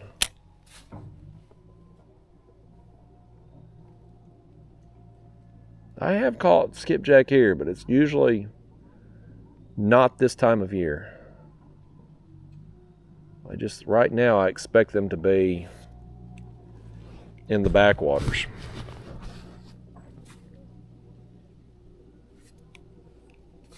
What I may have to end up doing is, well, I'll have to go buy one. I lost my cast net down there in Louisiana on that trip. I bought another one down there, and I'll be damned, as soon as I got home, the first trip I used it, I lost it. I may have to go get me another cast net, though, to get us some bait. Get us some, I've got us a fish right here of some kind. That's another solid fish right there, buddy. This is a good, boy, it's a good one right here. Let me back us up. I'm about to blow us up on here. The wind's about to blow us up on here. We'll throw this one on the board here. I'm pretty sure this one's over 8 inches, folks. Thick, too.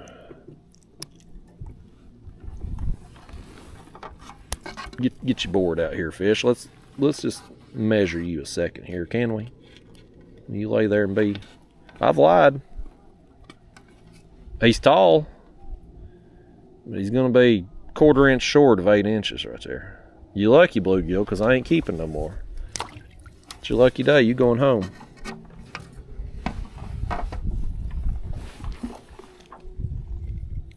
Throw back over there. I wouldn't mind catching another one. You get bluegill like that on this ultralight setup, man, they fight. Hell, a fish like that would probably bend that light action rod. We just can't. We can't throw the 1/64 ounce jig as far with the heavier rod, and also too between the heavier action of the rod and the heavier line, not going to get the casting distance with this setup. Oh, well, I done it then. Let's see if we can get this back. I may have drove that hook a little too deep into whatever we're in over here. Maybe part of this tree that's coming out that direction. It may be. I fear we're going to be breaking this one off, folks. That's what I'm fearing right now.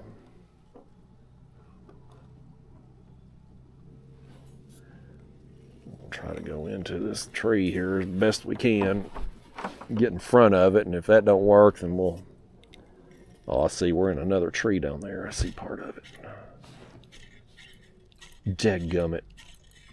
Yeah, we ain't getting that out. Let's back us up. Y'all done it this time. Y'all done got us in something we can't get out of. Done break that thing off. We've made it a pretty good ways without breaking off today, though, so I guess y'all have done fairly good with it. Normally you done lose a jig or two by now. So I guess y'all are getting better at this fishing thing. You wouldn't know it by how many fish we caught today, but y'all are getting better based on the number of snags that you ain't been in. Got my jig box here. I got 2 sizes of jigs, all I carry with me. 1/64 ounce with the number 8 hooks, and the 1/32 with a number 2. I've whittled my tackle down. Boy, I can't hardly see that damn thing. Am I in there? Okay, good. My reading glasses that the Lloyd's got me is in my other kayak. I ain't got nowhere really good to keep glasses at in this thing. This kayak ain't got like in-hole storage, so I don't really have a good place to keep me a pair of glasses in here. I just have to suffer through trying to see. But I've whittled my setup down here to really, when I'm doing this style of fish, I'm using what works for me. What I've kind of got to the point of enjoying using and knowing it works well. I like the 1/64 ounce. I like because it's still, I can cast it, but it's still light enough weight that these Gulp minnows on there, they just fall very slowly through the water. That's very important for getting bites, especially when they're finicky. It's that slow fall. So there's that. That number 8 hook, everything from the smallest bluegill up to a larger bass can eat it. And like I said, I told you there earlier why I like the 1/32 with the number 2 hook, because if I'm using that setup, then was that the new minnow? Did I put an old minnow on, or is that?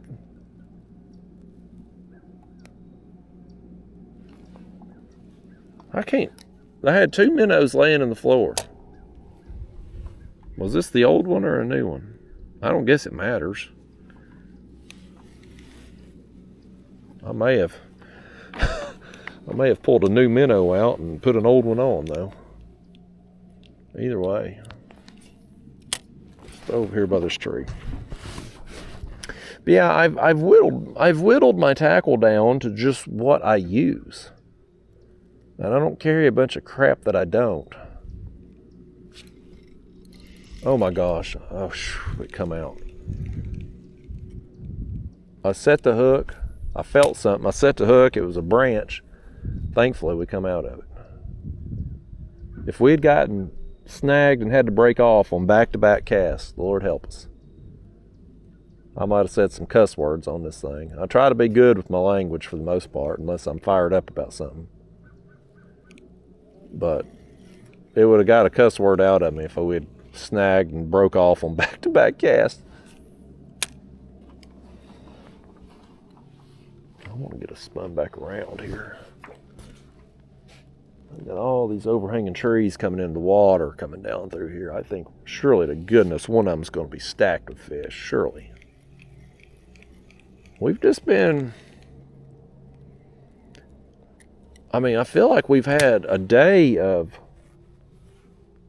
7 to 8 inch bluegill, which is awesome quality. But boy, we're just not getting a lot of them. And it's like when we do catch 1 or 2 off a spot, that's all we're getting. We're not getting 10 of them off a spot. I don't know if it's just there's maybe just not that many there, or if they're just maybe a little bit more finicky. Maybe they're seeing their friends get caught and they're thinking twice about it. I don't know.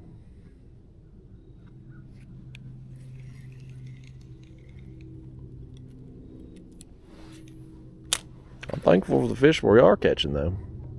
They've all been fun. I just wish we'd get more of them, and I wish, too, we could get a bit of a variety today. I was hoping maybe we'd come into some yellow bass. Fishing these rocky areas is oftentimes where I find some yellow bass, too. So far, I ain't seen hide nor hair of them. I'm way more confident, as far as a catfish trip goes, I'm way more confident in getting a yellow bass eaten than I am in getting a bluegill. Especially if we can keep the yellow bass alive. And they're pretty hardy. They're a pretty hardy bait, all things considered. So, if we do stumble into some, I'm confident we will get it eaten from a catfish.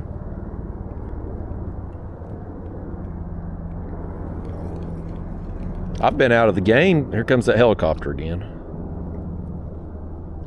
I've been out of the game catfishing so long now since I've been home. Well, even before that, I was gone there, South Carolina.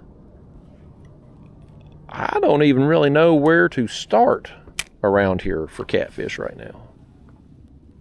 I don't even know where I want to begin.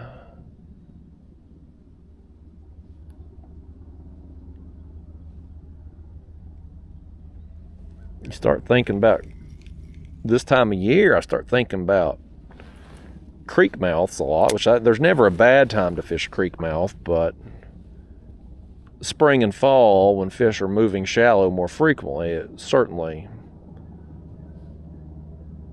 better your odds. But your odds are better spring and fall, especially not only for blues, but for flatheads too. So that would probably be something I would consider.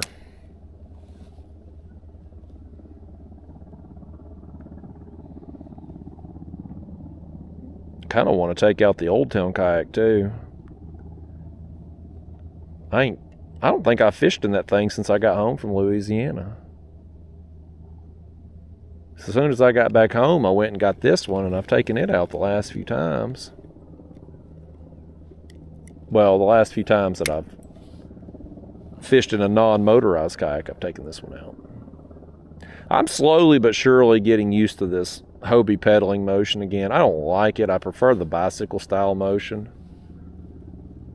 But so far, knock on wood, it hasn't affected me as far as sciatica goes. Now, I haven't pedaled it for very long periods of time. There's one. Oh, has he got me in something? Oh, he's wrapped us in something, folks.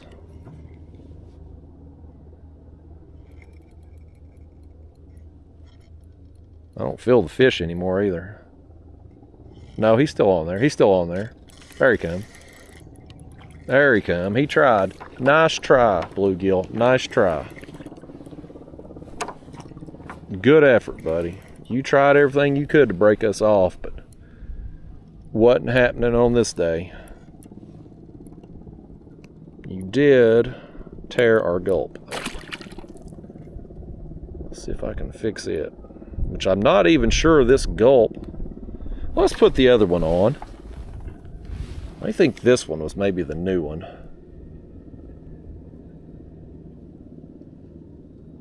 There we go. I think I'd put the wrong gulp on a minute ago. Let's try that. Let's see if that'll help our cause. Remember what I was saying now. Helicopter man over there's got me discombobulated.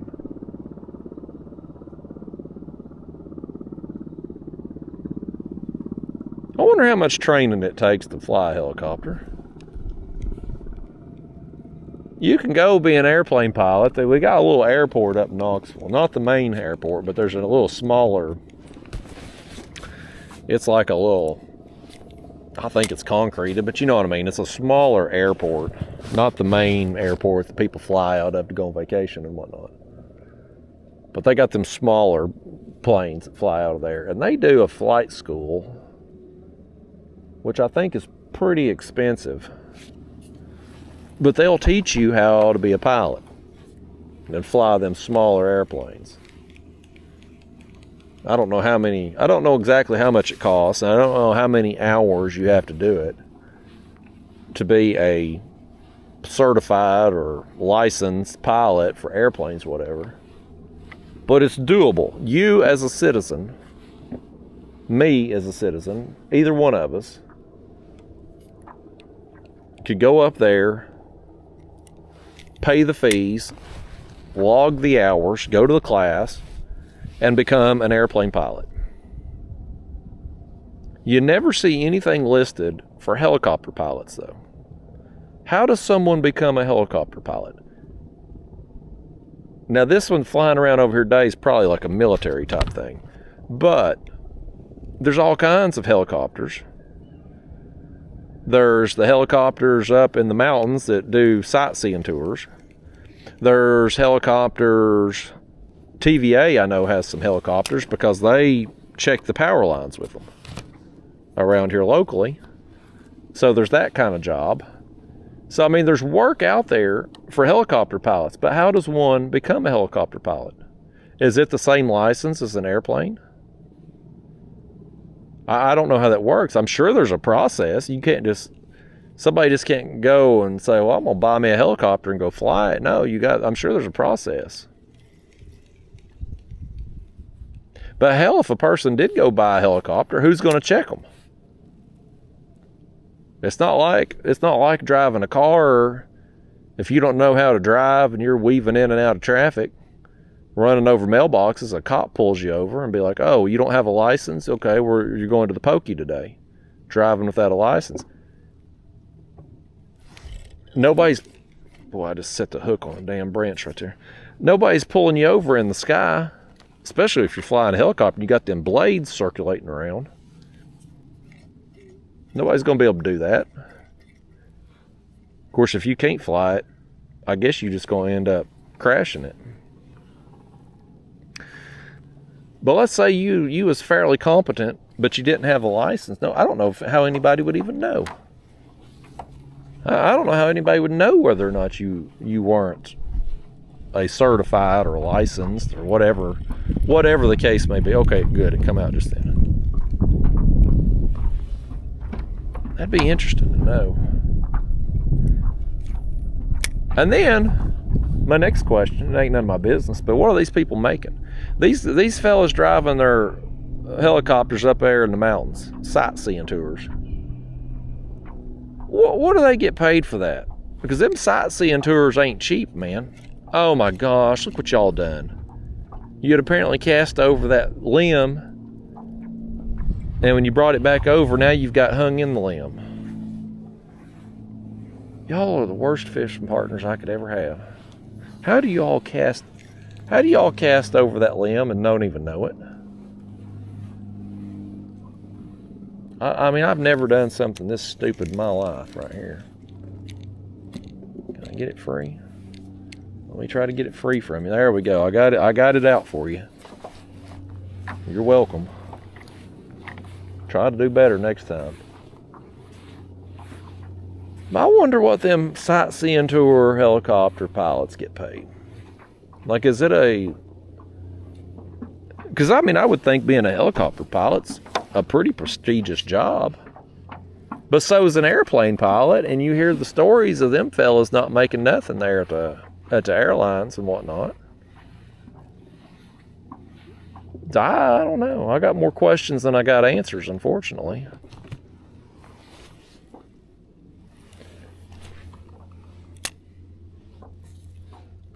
If I'm riding and I don't know, I'm trying to think, I don't think I've ever been in a helicopter.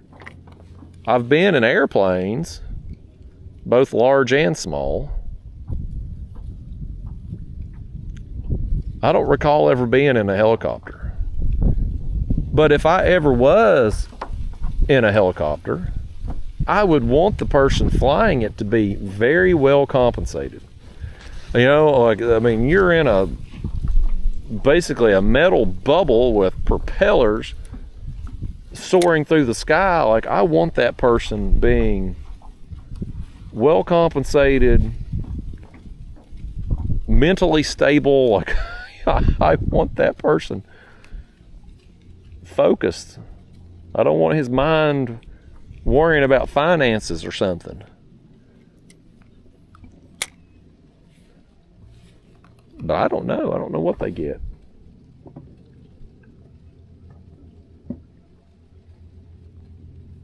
I mean, you never see, like, and of course I'm not exactly going through want ads or anything, but you never hear of, like, these sightseeing tour places. You never see a now hiring sign up out there. Now hiring experienced helicopter pilots. No, you never see that. So are these like die out positions? Is it a situation where, like, you get one of them jobs, you just never quit? I mean, I assume if you're flying a helicopter, it's probably something that you enjoy doing, that you probably dreamed about doing. I've never had a great desire personally. It's never been something that I was interested in. I'm gonna turn this. The wind's coming down this way all of a sudden. It's kind of started blowing. It's blowing me too fast. Us facing the other way, so I'm gonna turn us into it here for a second so I can work some of these trees more effectively.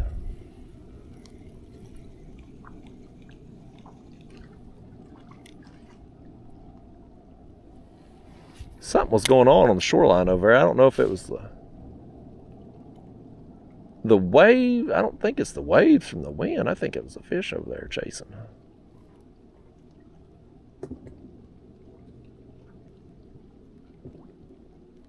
don't know what this wind got up for all of a sudden.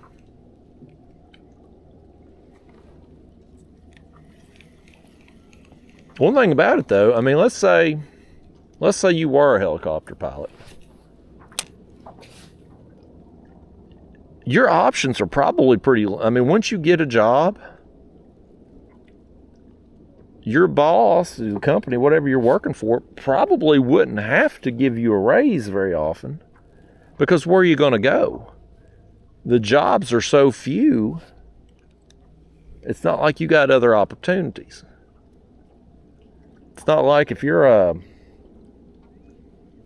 school teacher and you're not happy with your current school system, there's a national teacher shortage all over the country. You can just be like, peace out.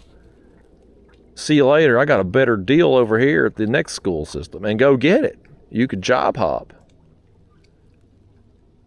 Me working as a nurse before this YouTube thing took off for me, I had an unlimited job. I mean, I was working as a travel nurse.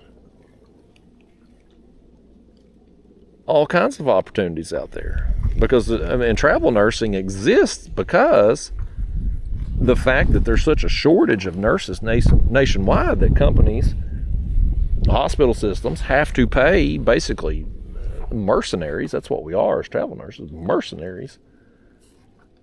Just for sale to the highest bidder. But you got to pay a premium just to have people come in and staff your facility, because you can't find people that are qualified to fill the open positions that you have. So as a nurse, you have a ton of flexibility. Not only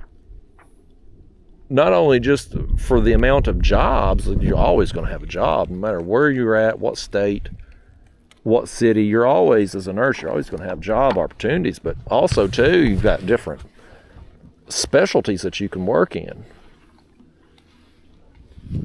No matter what kind of thing you're into, like you're always going to have some kind of work available to you. But as a helicopter pilot, I mean, sure, there's military stuff, which I would assume that'd be where most people would probably get their training for flying a helicopter, probably military. But beyond that, once you get out of the service, you've got your sightseeing tours, you've got, oh boy, I set the hook good in that, and that's another branch. You've got your sightseeing tours, you've got probably like survey work, construction work type stuff.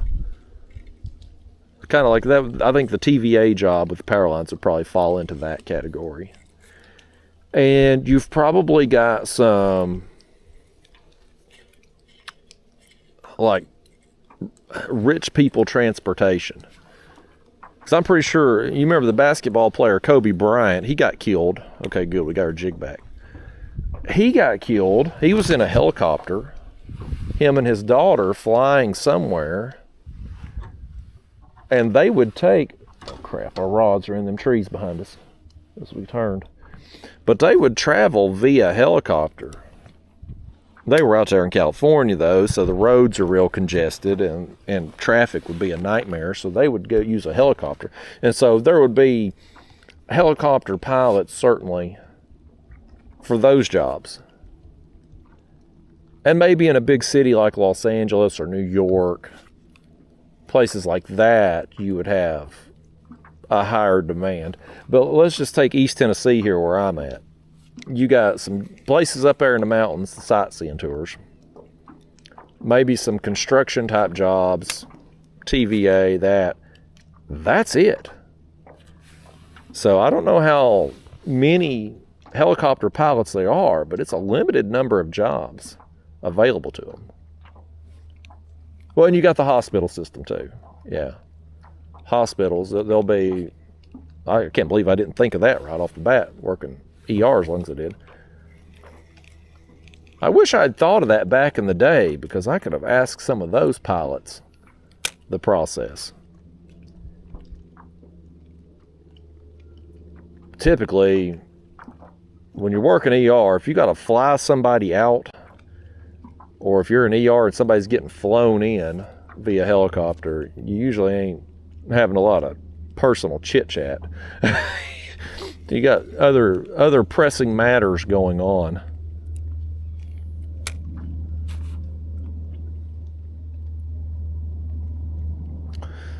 It'd be interesting to know, though. Some jobs pay, like you'd think, like, boy, that job don't pay nothing. and then it's really a lot. And then there's other jobs you would expect people to get paid a lot, and they don't get paid hardly anything.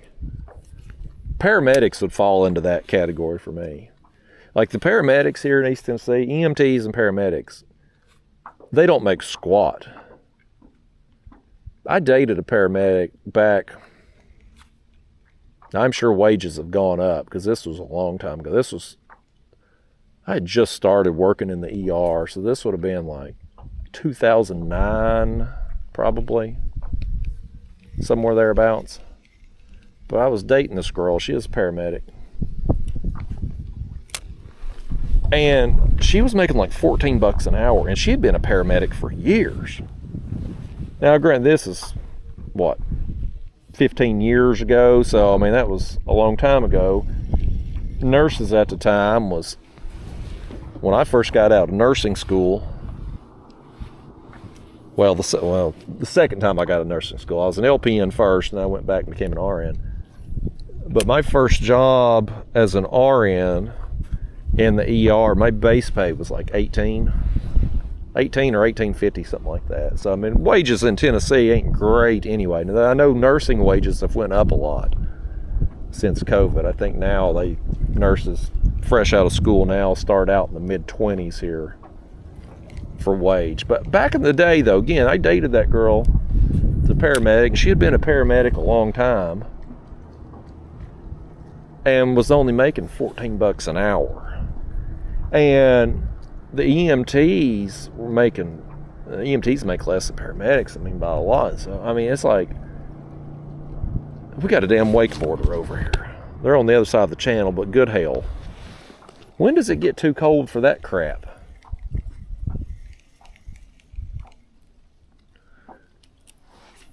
But regardless, like, you get somebody that's a paramedic, an EMT, you've got a medical emergency. They're the first people that's going to get to you. Like, if you're having a heart attack out at some restaurant somewhere, depending on how quickly the paramedic, EMT, depending on how quickly they get to you, and the kind of job they do once they do arrive, that's going to determine your outcome. Whether you live, whether you die, depending on the severity of it, maybe your recovery time. Like, there's those people play a huge role in life or death situations, and they don't make shit. And that just blows my mind. It did back then. It still does today. Like, when everything is on the line, the most important thing, your life, when your life or your family member's life, that is the most important thing. But for damn sure is in that moment when you're going through that emergency. And the people tasked with saving your life are coming in there tired as hell. Because one, these paramedics, at least around here, they used to work 24-hour shifts. You'd have, like, I think it was 24 on, 48 off, something like that. So a busy night, a busy day, sure, they're sleeping a little bit in between calls. We got to fish. But if it's a real busy day, boy, this is pulling like the dickens, buddy. This is going to be another solid fish. First one in a while, but it's going to be a solid fish. Oh, it's another one that's ate that jig kind of deep too. No, it ain't. It's inside his mouth there, but it ain't that deep. Good, we got that in back. You're lucky, Bluegill. I'm gonna let you go. If you'd ate that jig a little bit deeper, we'd have been keeping you. But you get these EMTs and paramedics, if they're working 24-hour shifts and let's say they're busy, they're running a lot of calls, they're not getting to rest. They might have been up for 20 hours by the time they get to you in your emergency. Well, how well you functioning if you've been running your ass off all day, 20 hours into your shift? You're probably not, you know, they're good, they're competent, but they're probably not firing on all cylinders as good as they would be if they were well rested and refreshed, right? And then most of them, because they're making so little wages, most of them would have second jobs. So their off days, whatever ambulance service they were working for, their off days for it, they'd be picking up shifts somewhere else, either with another service, or they might just do a completely unrelated job of some kind. So these people coming in, you're having a heart attack, you've had a car wreck, you've had a stroke, you're having a life-threatening medical emergency. The first people that's getting to you, every one of them is broke, stressed, and tired. Like, does that sound like that's the way it ought to be? Hell no, that ain't how it ought to be. Again, if it's my life on the line, I don't want the person that's saving me thinking about anything else except saving me. I don't want them dog-ass tired. I don't want them stressed out because they don't know if they're going to be able to pay their bills. I don't, you know, the number one cause of divorce is over money. Usually it ain't because people have too much money. It's always because people ain't got enough. You never never in your life have you ever heard somebody getting divorced because, well, me and my wife, we have so much money, we don't know what to do with it, so we just fight all the time. Hell no, it's always because you ain't got no money. And either you or your wife would spend it on something that the other person didn't think you should be spending it on, and that would create conflict. And the conflict would just build and build, and that's what oftentimes turns into relationships falling apart and divorce. You never have it, though. I mean, if you're a gazillionaire and you're wiping your ass with $100 bills because you got so much money, which, I mean, if you got that much money, you ought to buy a bidet. You shouldn't be wiping your ass at all. But you know what I'm saying here, you get my point. If you got that much money, you ain't worried about your wife spending $100 at the yarn store this week, or the sewing craft store, whatever the hell she's buying. It ain't a stressor for you. But if you're broke and your wife goes to the yarn store and spends $100, or you spend a little bit of money at the Bass Pro or something, then it causes fights.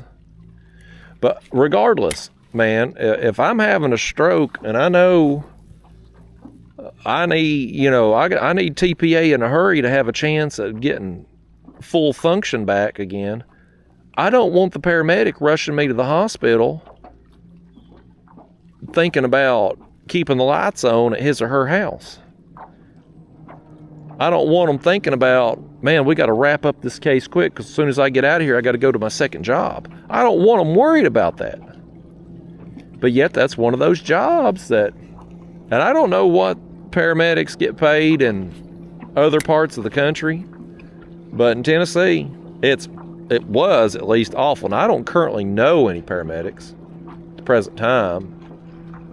I hadn't worked here in Tennessee, or well, at least my area of Tennessee, and I'd done some jobs out in Middle Tennessee as a travel nurse, but I didn't work here locally again after I left home to go travel. So, that's a nice bass. No, it's a skipjack. Oh, we got a skip. He just come up and snatched that minnow, man. He just come up and snatched it. That's a surprise. I thought it was a bass at first when he come after it right there. That's a good one too. We'll take that for sure. I would love to land this thing. I got to play him out here a little bit on this 2-pound line. I got my net. He's in that net. We got him. We got us a skipjack, folks. That's a good one. That is a good one. Nice surprise. Wasn't expect. Always a possibility, but wasn't expecting a skipjack right here. Yes. Yes, sir. Got my line wrapped around my thumb right there. Okay. Boy, he's got, where's that line going? Is it around? There it goes. Okay. Nice, folks. Nice skip. He's skinny right there, ain't he? But he's a long fish. Get him back here in the cooler. All right. Next catfish trip, we've at least got one quality bait. At least one.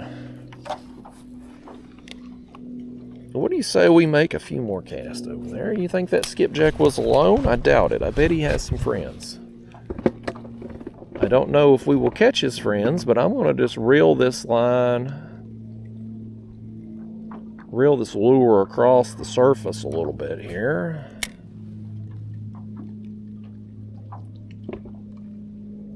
He hit it as on the retrieve. I had finished the cast basically and was about to reel it in and get us another cast, and that's when he nailed it. I saw him coming for it. I thought it was a bass until he jumped there. I wouldn't mind catching some more.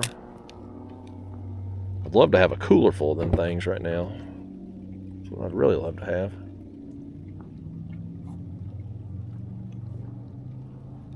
Let's spin us back around here, why don't we? Let's spin back around. We'll let this jig, we'll make some more casts here. We'll let the jig sink down. If we get bluegill or something else, great, but we'll maybe speed up the retrieve on the way back after it's sank down a little lower. Maybe there's some skipjack there. Maybe they're just down a little deeper. Or that could just been a handful of skipjacks swimming through and we just run it through their face right there at the right time, possibly too. Who knows?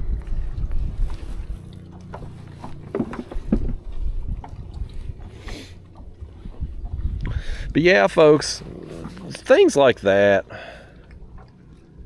just kind of, they're head scratchers to me. It's like a job like that that's so important, and actually saving somebody's life is so underpaid. But yet there's other jobs out there that it's like, they just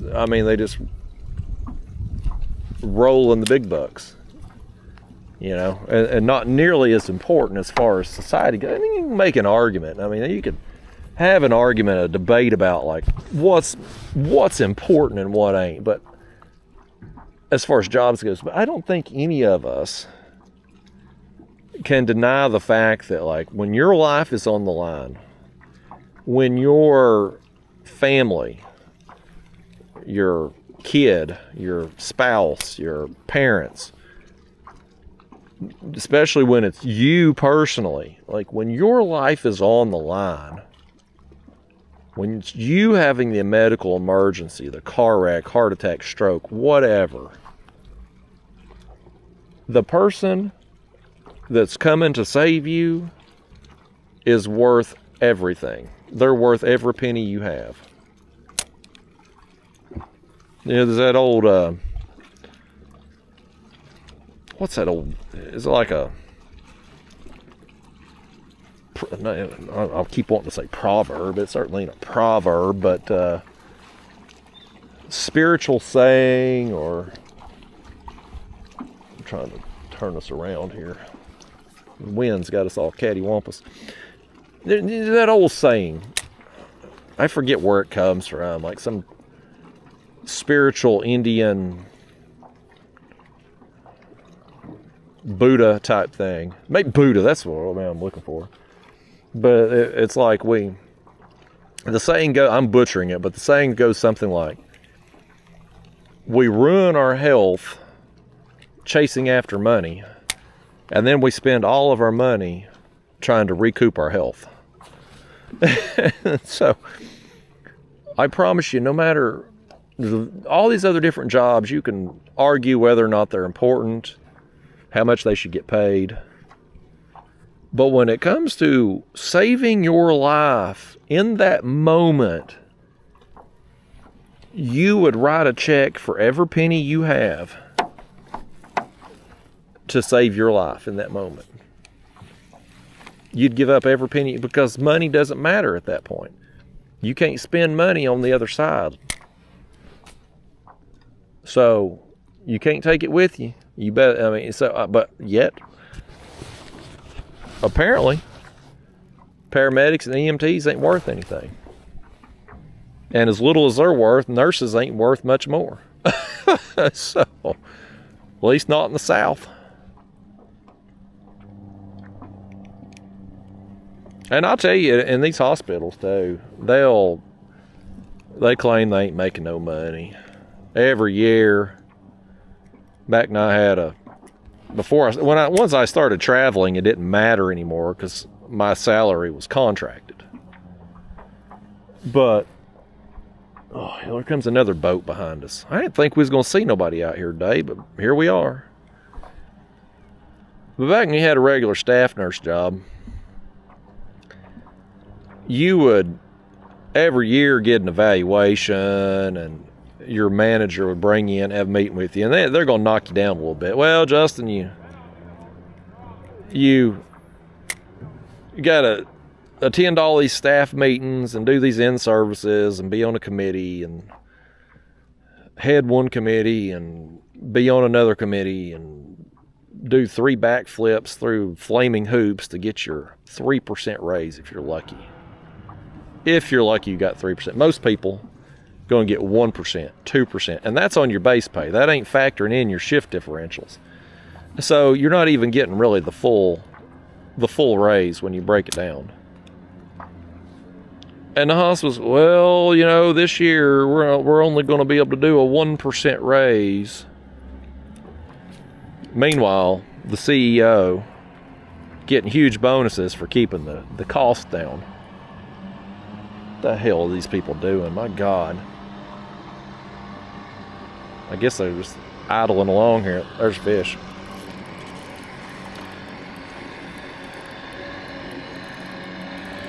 Old bluegill, this one's got some color to him right here.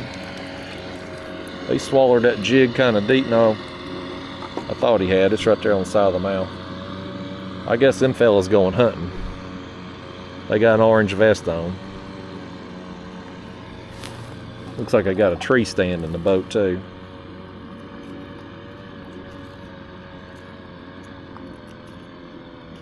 I don't know that I don't hunt. So I'm probably not the best person to speak on this, but if I did hunt, I would want to hunt by myself. Like them fellas there, let's say they're going up there in a tree stand and hunting together. You're going to be sitting side by side in a tree stand or in a blind somewhere. Like I see at them duck hunters and stuff, they'll have them blinds set up. And they'll be sitting in there together all morning. In an enclosed, and you're in a blind, you're in an enclosed thing. Like, I don't want to be sitting there with some dude listening to him burping and farting all morning. You know, I want to be by myself. I mean, at least if you're fishing in a boat with somebody and they're burping and farting the whole time, you at least got some open air. But like if you're in a duck blind and your partner, your fishing buddy or your hunting buddy, whatever's eating beanie weenies all morning, I mean, you're in for a bad time. I just don't want to be that close to somebody.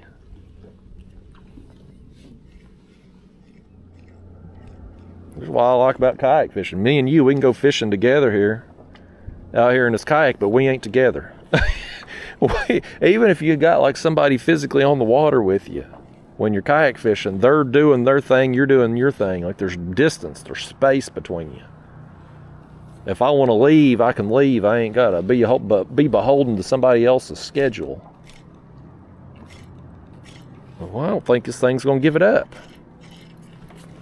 I don't think this tree wants to give us this jig back. Y'all about to lose another jig here. Just broke that off. Well, I was going to run back in this little pocket, but since the deer hunters are going back in there, I guess we'll just keep going the other way. We'll just go around it. get my scissors again. Pull out another jig head, y'all. This right here, buddy. This is about as much entertainment as you can get on the YouTube, is watching me tie on jigs. I mean, when you clicked on this video, if you've watched me before, you knew this was coming, but like if this is your first time, you probably didn't have any idea you was going to be watching me retie jigs and trying to thread this tiny line through a tiny hole that's all blurry. I think I got it then. You know, and my vision sometimes ain't worth a damn. And sometimes it's okay. Well, I mean, I don't know that it's ever okay on the small stuff, but sometimes it seems like it's better some days than others. Maybe it's the lighting or something.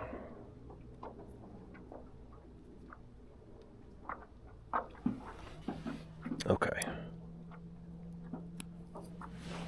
Let's try not to get snagged again. I'm gonna need y'all to do better. Done lost 2 jigs here in the last few minutes or so. Well, it's got a messed up tail. I'm going to put me some more Gulp in here before I go to Florida. I'm going to catch me some big copper-nosed bluegill down there on these Gulp on Lake Ida. And I'm going to take my spoons with me too. I'm thinking, here's what I'm thinking, y'all. The Sumo spoon, I throw them a lot for white bass and skipjack sometimes. They work really well on bass. Like, I mean, I catch a lot of white bass with them. Largemouth, I've caught smallmouth. Like, I can catch a lot of bass on the spoon. I bet you peacock bass will eat them spoons too. And so I'm going to take them down there to Florida and I'm going to try it. And I'm also going to throw that spoon around them bridges and stuff too. Because, I mean, I just have to believe that spoon putting off all that flash and vibration. I bet you we're going to catch something on it out there. I bet you we will. So I'm packing spoons this year. It's happening. I hear another boat coming behind us. Where the hell are they at? I don't see them. They must be around the bluff wall there.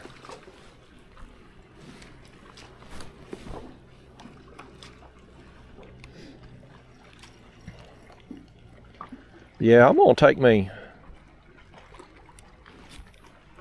I'm going to throw the Gulp on Lake Ida for sure. Because I know I'm going to catch fish with it. But I want to take top water. I want to take spoon.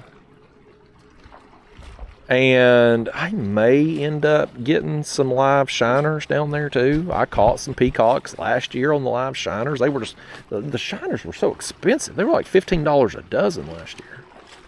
They were really steep. They're proud of them shiners down there in Florida. And I caught way more fish on the Gulp than what I did on the shiners. But I may end up getting some more.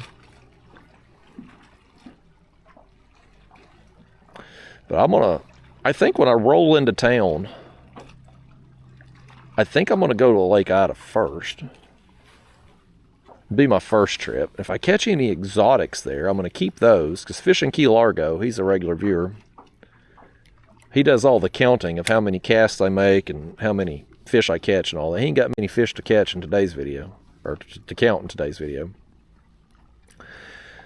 But he talked about one of the comments he had left a while back about using them exotics to catch sharks with. And they want you to take them exotics out anyway when you catch them. So I'll have a cooler with me there when I fish Lake Ida, and any exotics I get, we'll keep them.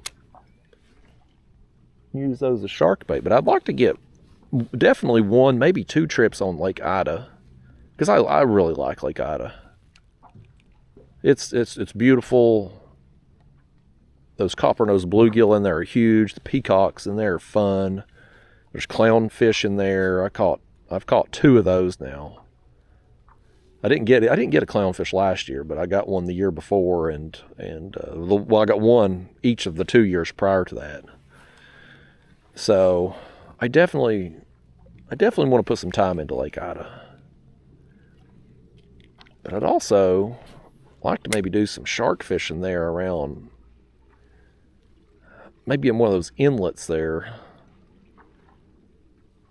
Because 2 years ago, 2 or 3 years ago, I can't remember, I had fished down there and got black tips and stuff there in the inlet. And so I'd like to maybe try that.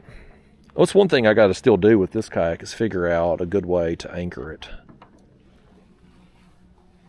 I got to come up with a way that I'm going to be happy with that. I don't know yet. I got some of them stand-up paddleboard leash adapters, but not real impressed with those.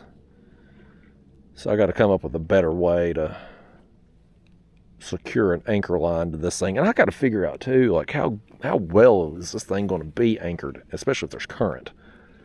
Because it sets so low to the water, it's not going to have to be pulled over far to get water up on here. So I haven't used this kayak in current here locally. That'll probably be one of them things I figure out down there. But I do need a way to at least be able to anchor it once I get there. That's really about the last thing I need to figure out on this kayak. Make sure I got my camera mount, which I'll play with that today before I leave. But make sure I get that front camera mount dialed in and a way to anchor it. And otherwise, I think we're pretty well ready to go with this thing. I wish I could catch a big fish on it, like a catfish or something. It'd be nice to land something big in this thing just to make sure that I've kind of got a system down, a routine with it. But, you know, hell, just earlier today, we filled that bait bucket up while we were in the kayak here. And that's 40 pounds. I mean, 5 gallons of water, 8 pounds a gallon, that's 40 pounds. And I lifted it in here, no problem. So, here's another thing I'm going to take with me down there in Florida. I don't know what rod and reel I'm going to run this on. But it's a lure. It's a tube. Elias, my buddy Elias V Fishing YouTube channel, he's had a lot of success running these tube baits. They're just a long, curved tube with treble hooks in them. But he's caught a lot of barracuda down there in Florida on them tubes. I watched him catch them when I was fishing down there with him a few years ago, trolling them damn tubes. And so I reached out to him. I went on his website because he sells lures. He makes his own lures. And he sells them, eliasvfishing.com. He's supposed, I don't know if it's happened yet. I don't know if I'm supposed to tell you this. This may be breaking news. I don't know. He may be. I haven't seen him make a post about it. I mean, he's told me, we're going to go, that boat went back in this way, and I don't know how far this creek goes back up in here. We're just going to cut across. We'll cut across and go this way, and that way we ain't getting back there with the deer hunter guys. But, yeah, I don't know if I'm supposed to say this or not. This may be breaking news, but he didn't tell me I couldn't say it. I don't know if this is like private information. Well, I'm going to tell you, by God, because now I done teased you with it. Now you want to know. And you know what? How far are we in this? We're damn near 3 hours into this video. How many of you are still watching right now anyway? So Elias got a deal with Dick's Sporting Goods this year, because he makes his own lures. And he makes really good lures. Like, I've used them there, live scoping fish there a couple winters ago. Really good. Good quality plastic. He's got awesome jig heads. And so, he makes these lures, and congrats to him for getting into Dick's Sporting Goods. That's a big deal. He's going to be getting a lot more orders, that's for sure. Because I'm pretty sure, I think he got in there nationwide. I'm pretty sure he told me I'm pretty sure it was nationwide, Dick's Sporting Goods. He's going to be, I don't know when they're going in. I don't know when it starts. But when I talked to him, he had got into Dick's Sporting Goods. So anyway, that may be breaking news. He may have been waiting to tell that, but it's out there now. For any of you still watching at the 3-hour mark of this video, by God, now you know Elias is in Dick's Sporting Goods. So anyway, I got on his website because I was going to buy some of them tubes from him because I thought he made them. But I didn't see them on there, so I sent him a text last night and I said, hey, I'm looking for some of them tubes. Didn't send me your website, but I'm going to buy them from you. And he wouldn't take no money from me, but he's not selling, he's not making them, he's not selling them. But he said he's got a friend that makes them, and he's got some, so he's sending me some. He's supposed to send them out in the mail today. So they'll be here before my trip for sure, and I'm going to troll them tubes and try to bust me a barracuda. I caught a big barracuda last year while I was shark fishing. But I want to get some of them big barracudas on the troll, man. I watched him, man. I was out there fishing with him. I watched him troll. Oh, boy, we got something. Look at him. They're chasing them minnows right there. Something is. Them things was running right there. Let me throw over there and maybe reel it a little bit up near the surface. But we were out there fishing together when I stayed with him a couple years ago down there, and he caught a big barracuda trolling them damn tubes. And them tubes, it's just long red tube and it just spins going through the water. But them barracudas, man, they're drawn to it. They tear that thing up. That one that I caught while I was shark fishing, I mean, it was pretty cool. I mean, they got these massive teeth. Big old chompers. So I don't know what rod and reel combo. There's your fish. I threw over there where the minnows was getting chased. And this might be one of our smaller bluegill of the day, though. But I don't know what rod and reel I'm going to throw it on, but nevertheless, assuming those arrive before I leave, and they should, if he was going to mail them out today, so I should have them plenty of time. But I'm going to take those down there. I'm going to give it a shot. Oh, another one. All right, we got some fish right here along this cedar tree. I'm going to sit here and catch a few of them too. That's 2 in a row here. Let me back it up. The wind's pushing us up on it. But yeah, I thought I'll have that tube and just have it on a rod. And when I'm going spot to spot, I jerked that thing right out of his mouth and threw it behind me and wrapped it around this other rod behind me here. There it comes. We got lucky with that.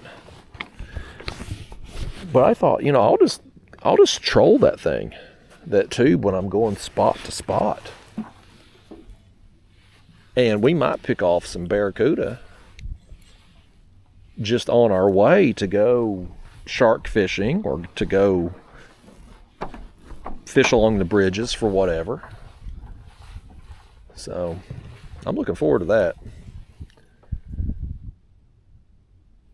I'm going to try to... There's a little island. Elias actually told me about this. There's a little island down there in the Keys. Of course, the Keys are a series of islands, but this is a smaller, uninhabited island it's got a deeper channel running pretty close to it. And I'm going to try to fish off that island for sharks. Elias thought I could bust some sharks there, just bank fishing off that little island. And so I'm going to try it. That is definitely on the to-do list. Now, with the reels I have, I've got size 50 reels. I may get spooled if I hook one too big. It's one of them things. You throw a bait out there shark fishing. Are you going to catch a 4-footer? Or are you going to hook into a 10-footer? You don't know. And down there in the Keys, you fish down there. Are you going to hook a bull shark? Are you going to hook a hammerhead? It could go. I've done both. I've done both down there. So I may get spooled. But it'll be a hell of a story and a hell of a time if it happens. But I'm definitely going to try that. Everybody hates them sharks, but I enjoy fishing for them. I mean, yeah, it's a never-ending fight. You're gonna, this bluegill here, we got him done in 20 seconds. A shark, you're gonna fight for a couple hours. If you're out in the kayak and you can't get leverage. Now, from the shore, depending on the size of the shark, it may not take that long. In a kayak where you can't get the leverage to really crank down on them, they're towing you around. We got another bluegill right here. There's a lot of fish right here on the end of the cedar tree. So, a shark that's 8 foot, let's say, you're going to spend 2 hours getting towed around the kayak with that thing because they just won't quit. Now, that same 8-foot shark from the shore, maybe it don't take as long because you got leverage. But nevertheless, I think it's fun. People that are fishing for the fish that they're trying to keep and eat, and they're reeling them in and getting sharked, well, I understand why they wouldn't like them.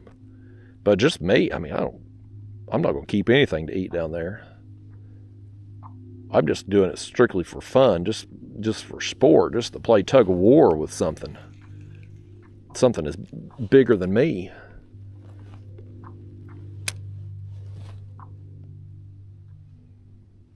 I would still rank that hammerhead that I caught 2 years ago. I'll make one more cast over here and we're going to move on from the cedar tree. That hammerhead, though, that I caught in the kayak 2 years ago, boy, it's got to be my best catch and my favorite catch of all time. It's right up there with my sailfish. A few years ago, I'd fish with Dennis and Rob, guys I'm friends with down there. They used to have a guide service. I don't think they do anymore. But I'd went out with them and got my first sailfish. And that was awesome. That was really, that was a bucket list fish for sure. But that hammerhead, because hammerheads are my favorite sharks. I just think they're cool. And it was such an unexpected surprise catch because I was fishing right behind where we were staying when I hooked that hammerhead, 100 yards from where we were staying. And I fought it and fought it and fought it. I finally got it up. I was like, oh my God, it's a hammerhead. Because I had heard, there's hammerheads there.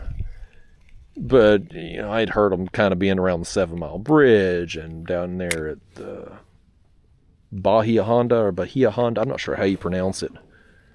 But that deeper channel that goes down there by Bahia Honda. And that bridge, you hear big hammerheads down there. But in that shallow water right there behind where we're staying, man, I did not expect to get a hammerhead there. But it was pretty awesome. And I would say that's probably my favorite catch of all time. Definitely a memorable catch for sure. It's right up there. It's funny, catfish has been what I'm certainly known for on this YouTube channel, and it's certainly what I've spent the bulk of my time fishing for blues and flatheads. But if I sat down and I ranked like my most memorable catches, I know for sure, I mean, a catfish ain't making the top 3 for sure. Because whether it's my hammerhead or the sailfish, that's 1A and 1B. Here we go. Oh, lost him. Didn't matter. But definitely 1A and 1B on those 2 catches, right? Like that's, we got a little loop in our line here. I can't do nothing about it right now. The paddlefish, I've got this video on my channel.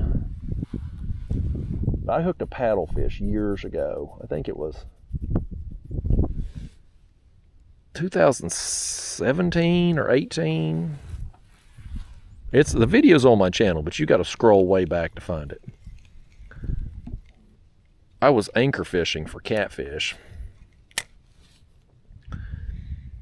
and a paddlefish caught my line. I didn't catch it. It caught me. I guess it swam across my line, and it had a huge treble hook in its tail. I guess somebody had snagged it up at the dam or something and broke off, and so now this treble hook is, a couple prongs of it is in the paddlefish's tail, and there's another prong like exposed as I'm hung here. I'm exposed myself here into this snag. Come on, give us that thing back, would you? I do not want to break off again here, y'all. Why do y'all keep getting snagged for? This is getting ridiculous now. Y'all just keep getting snagged here. It's like you don't know what you're doing. Dadgummit, we're going to have to break off. No, we're not either. My gosh. I broke the stick off down there. Okay, well, that's one way to do it. Just break off the whole damn stick. Anyway, we got our jig back.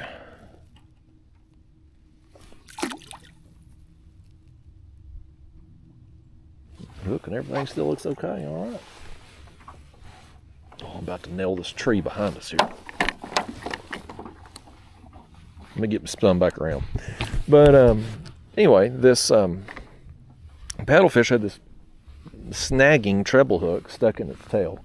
I guess it swam across my line, because next thing I know, my rod goes down, and I've got a monster on, and this thing is huge. I get him up there, and the damn thing, I'm reeling him in tail first.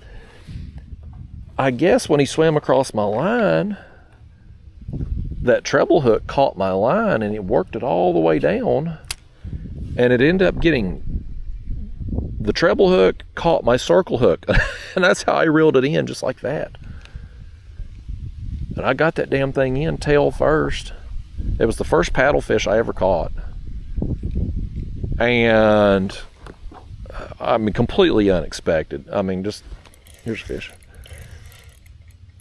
Never in a million years. I mean, I couldn't replicate that again if I tried. It was just one of them things, just freak luck, chance type thing on the water. And that's definitely up there, a memorable catch for sure. That video, I done that, I'm pretty sure it was like I think it was 2017 for some reason, I want to say. I know I was in my Hobie Outback for sure. But yeah, folks, that was a battle, pulling that damn paddlefish in, tail first. I took that treble hook out of it, sent him swimming on. Got some pictures with him, sent him on his way. I'm going to send this fish on his way too, but I'm not even going to take a picture with him. This fish here, he ain't getting the 5-star treatment that the... Oh, you shoot far, folks. This is a nice bluegill, but you know what I forgot to do? Y'all let me forget to turn on that aerator. We've had all them bluegill crammed in there. Oh man, they're all up at the surface too there. They're still alive at least. Dadgummit, y'all. I meant to do that. Sat here and forgot. When I get back over there to the ramp, I'll try to... Well, I'll have to do it before I get to the ramp because that ramp's covered in algae. I'll switch out that water though. Dadgummit. I completely forgot. I completely forgot to turn that aerator on. Let me get turned around here. See how quick this thing turns? I mean, this thing will just spin on a dime. This is going to be so helpful down there around them bridges in the Keys.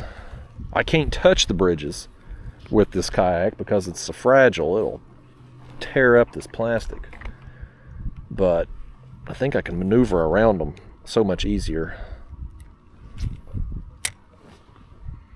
But yeah, so those three, the hammerhead, the sailfish, and the paddlefish I reeled in tail first, definitely my top 3 memorable catches.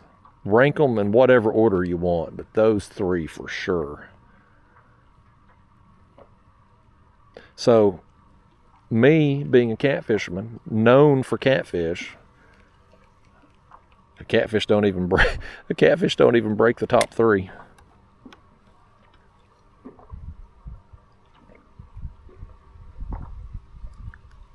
But, you know, something like that, I mean, all 3 of those fish, here's one. All 3 of those fish are something unique that I don't have access to all the time, right? Like, I can't just go sailfish or sharkfish or even paddlefish. I mean, we have paddlefish around here, and there's seasons when you can try to snag them, but like, it's just not something you catch on a daily basis, right? Well, I don't anyway.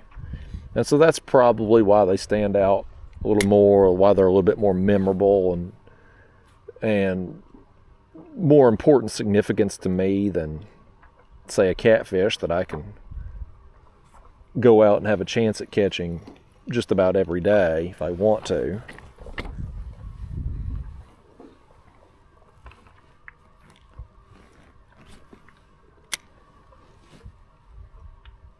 I hope I get another hammerhead while I'm down there in the Keys again.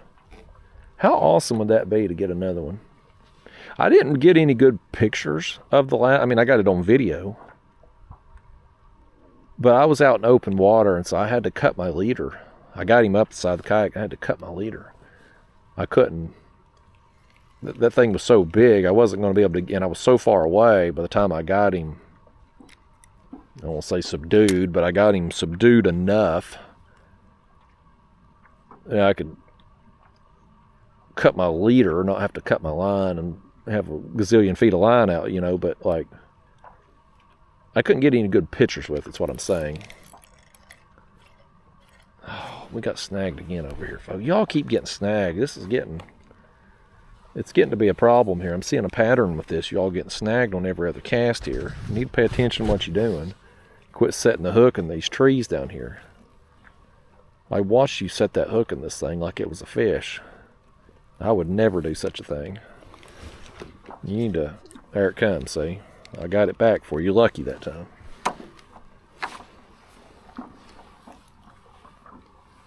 All this wood debris here, these trees have fallen in. I think the water... I don't know for sure because I don't have a graph, but I think the water here is significantly more shallow than what we started out fishing. So our jig is getting to the bottom quicker here. That bluff wall we started at, the jig wasn't getting to the bottom at all. Here, we're probably going to have to maybe start our retrieve a little quicker, or else we're going to be getting hung up and all this mess that's on the bottom all the time down here.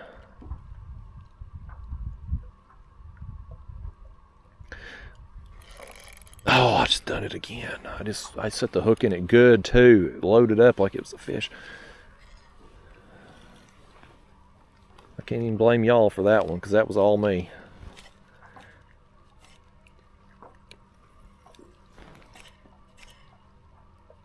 Oh, man.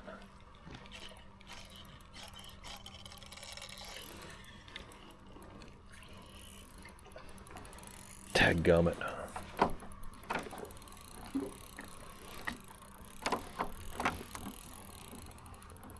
I don't think we're getting this jig back, folks.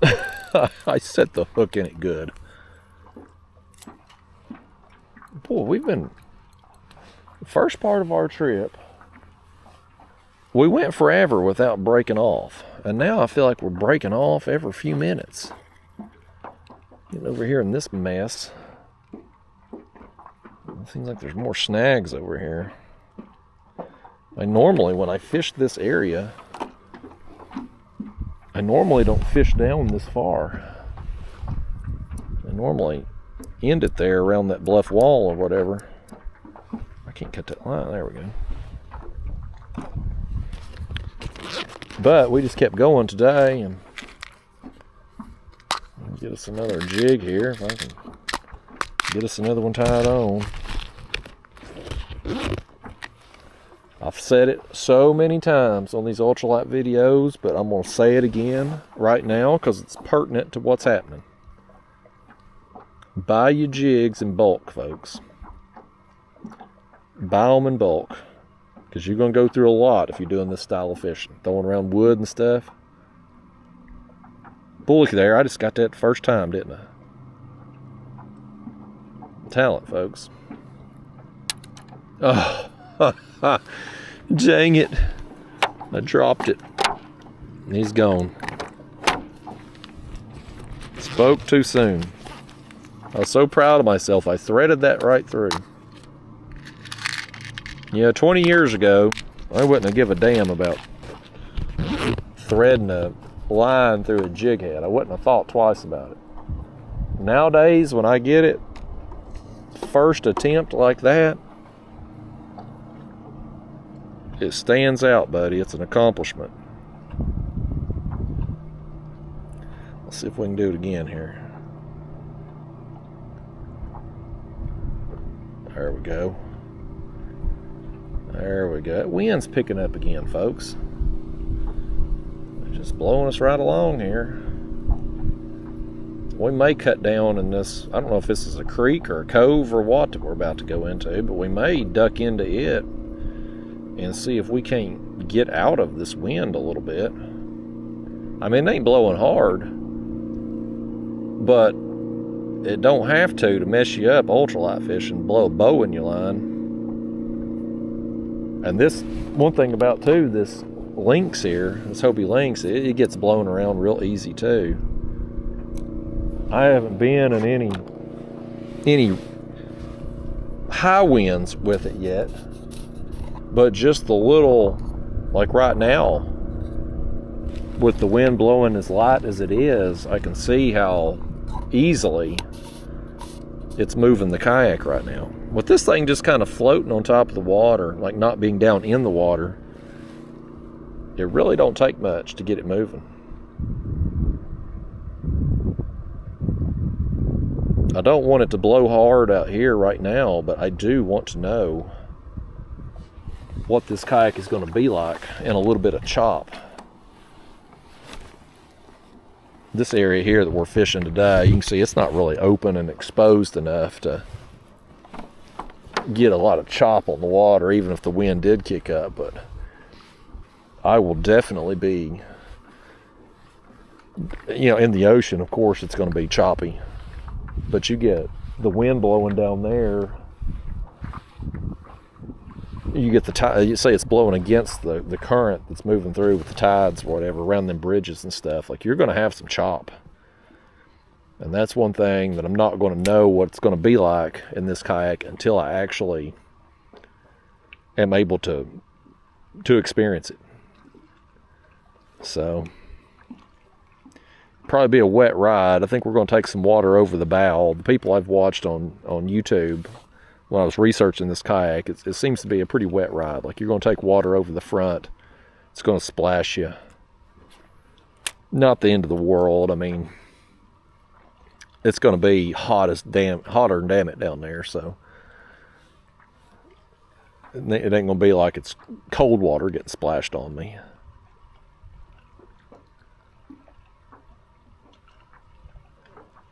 I'll tell you what I will do too today, though. On my way back to the car, I'm going to troll my jigs and see if I can't pick off another skipjack or two. It's weird, we got that one skipjack, and that's it. We haven't even had any others even swipe at our baits.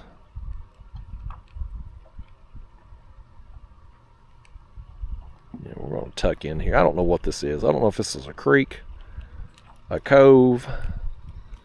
I don't know, but we're going down in it here. We're going to try to get out of this wind a minute. I'm about to put my shades back on too. Hell, the sun's popping back out. Get your sunglasses on, folks. Get you some sunscreen or something here. You can still get a sunburn in the winter.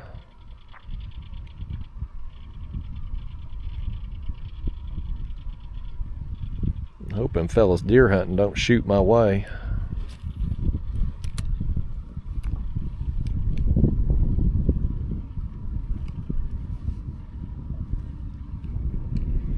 I just don't want to be in a tree stand or a blind with some other dude. I just don't.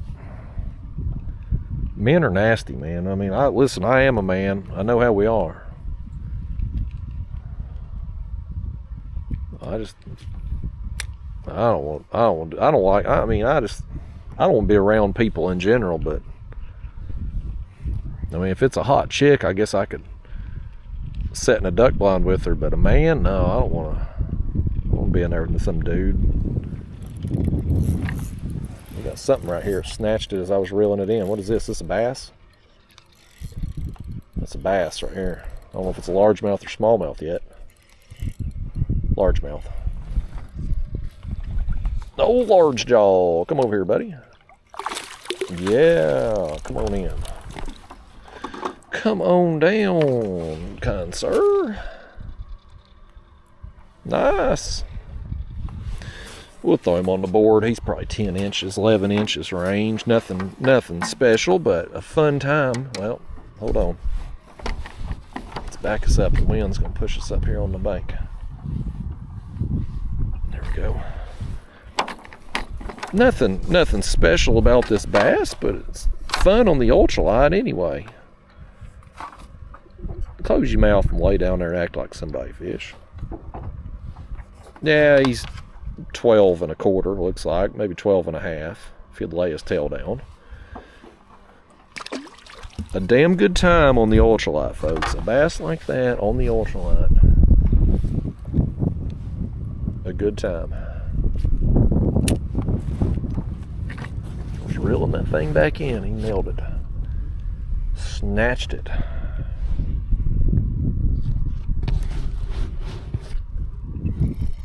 Oh, I got from snagging a fish to snagging a tree. Back-to-back casts.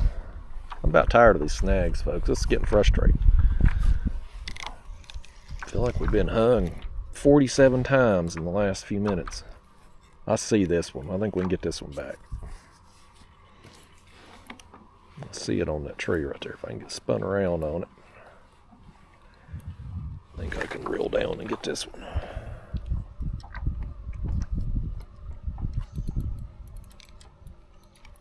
There it comes. Okay, well, we got that one back. That one's okay. Gotta fix the gulp back on there though. We about pulled that off. Large jaw.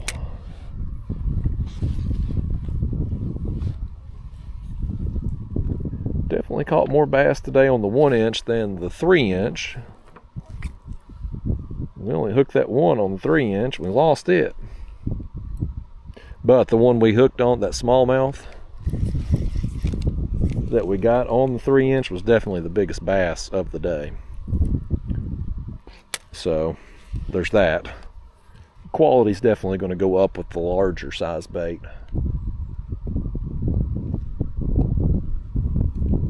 I can get us turned back around here in a second too.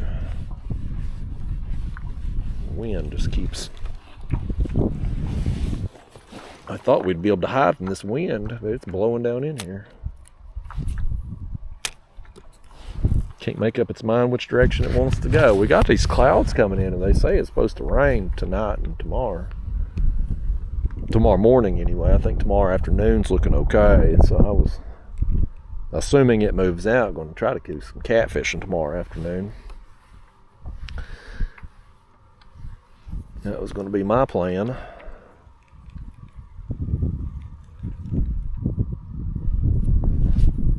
I'd like to catfish a couple times, maybe get a carp trip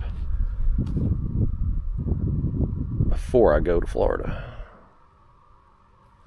Weather permitting, we might make that happen.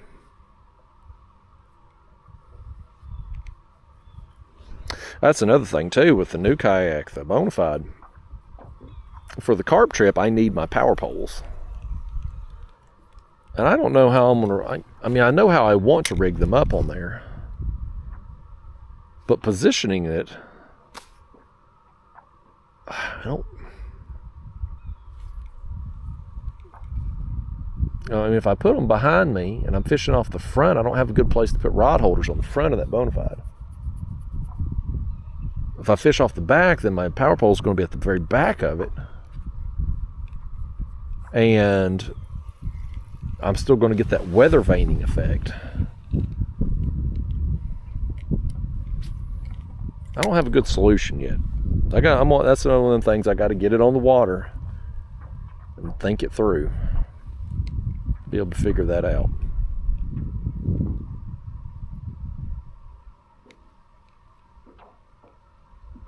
I guess this here is just a pocket. I don't see like any creek or whatever that flows in here. I think this must just be like a little cove.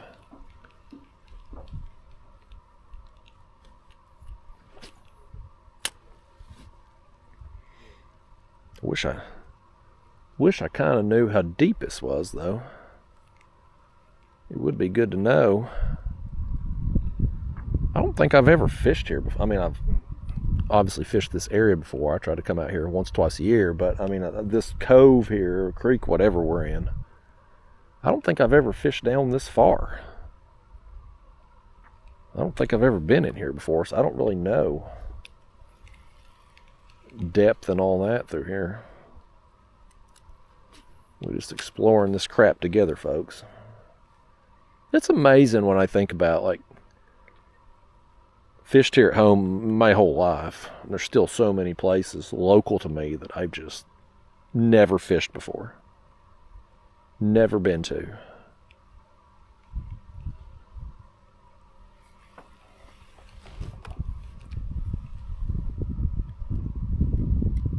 What do you want to bet we end up snagged around one of these trees right here? I already know it's going to happen before I even cast. That's why I cast it out this way.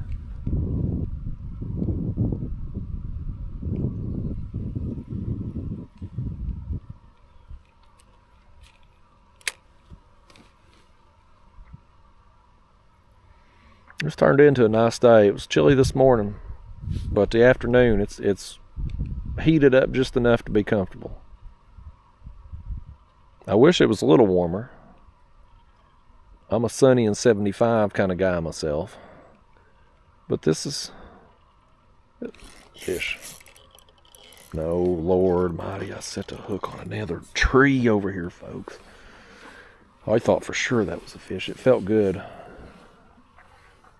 That tree bit it hard, man.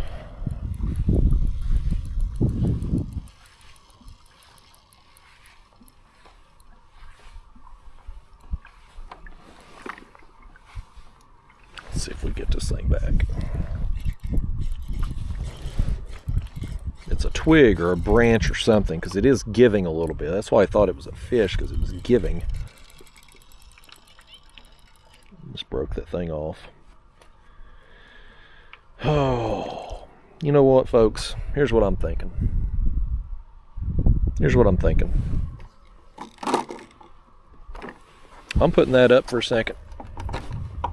Well, I'm putting that one up for the day. Here's what I'm going to do. I'm going to get my jigs.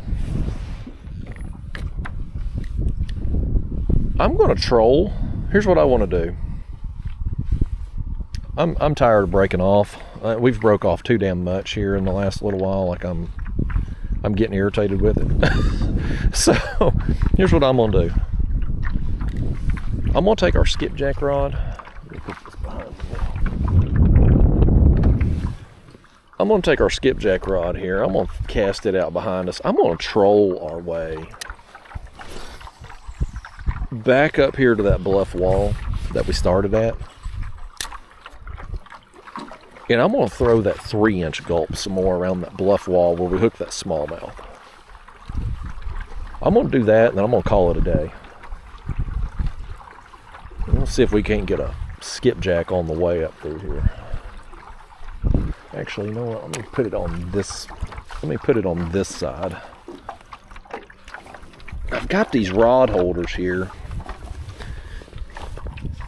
You regular viewers, you know I'm not a fan of these gear track mounted rod holders. I'm not a fan of it, but they serve the purpose for now, and for bait fishing these will be fine. So I've got that set up there. We've got this going off the back. I'm going to run up through here.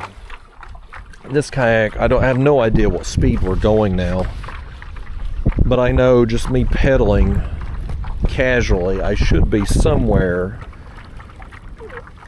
between 2 and 3 miles an hour.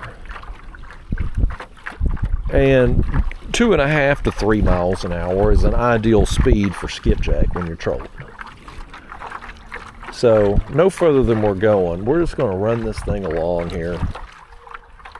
I'm going to keep us kind of closer into the shoreline once we get over here to what I know is the deeper part. Kind of over there where we hook that other skipjack, and see if we can't get lucky and get a skipjack on the way up through here. And if we do, we'll start making some casts with it. But I'm more concerned with just trying to troll my way back up here. I'm gonna make a few more casts with that 3-inch gulp along that bluff wall where we hook that other smallmouth, and then I'm gonna call it a day. I'm tired of breaking off. Breaking off happens. Like you throw your ultralight fishing, you're throwing these jigs, that exposed hook around all this trees and wood and stuff, like you're gonna break off. Boy, when it starts happening every couple minutes, it gets frustrating quick. When I feel like, I don't know how many times we've broke off, but it seems like it's either we're breaking off or we're getting snagged like every other cast, what it feels like. So we're just gonna troll our way up here, hopefully luck into a skipjack or two, and then throw this 3-inch in an area where I know we're not going to get snagged unless it's in a fish's mouth. Trolling right now though with this the turbo drive, and this is my old drive. This is from my Hobie Pro Angler kayak. It's noticeably different. I mean, it's noticeably, the resistance, the energy you need to put forth to move the pedals is noticeably different from the regular standard pedal drive. I mean, the regular pedal drive, and it's just a few inches difference in the length of the pedals. But I mean, it's noticeably different. Because the regular pedal drive, it barely feels like you're moving your legs at all. I mean, as far as energy goes, like it's almost effortless. And the kayak, I can tell the torque, I guess you'd call it,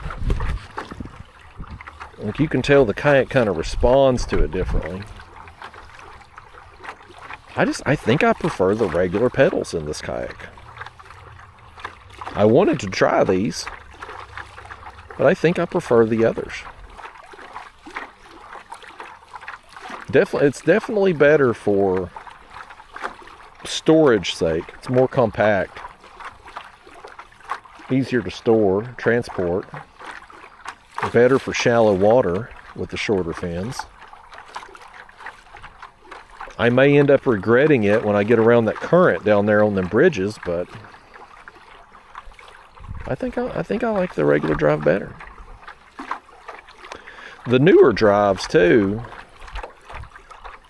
they seem to be a little bit more robust as far as the materials. There's less plastic on the newer ones than this model.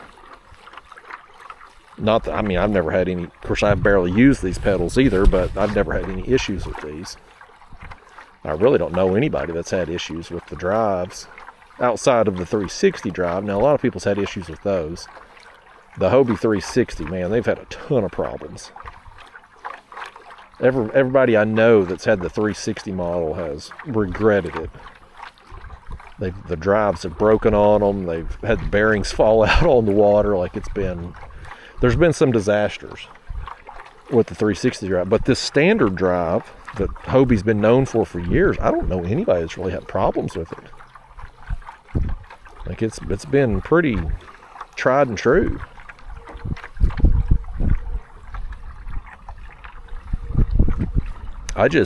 Again, it goes back to my body. My body don't like this motion. My body has no issues with the bicycle pedaling style, rotational style. But the stepping motion, in the past, when I've done it too long, if I went too far, pedaled too long, then I just end up with, I get sciatic pain. It's just, but since I've had this Hobie Lynx, I've not really went anywhere that's required a long pedal. I mean, today's probably the longest I'm pedaling back, and you can see the ramp right there. Like, I mean, we've fished we've made a lot of casts, and we've covered a lot of fishable water, but we really haven't covered a lot of water, if that makes sense. I mean, we're probably half a mile to a mile total of shoreline today. And I do think that, I don't know how many fish we've ended up with. I'm sure Fish in Key Largo, if he watches, will tell us, but I feel like we've ended up with several fish today. It's not 100 fish day, but I feel like we ended up with several fish. Mostly bluegill, some bass mixed into.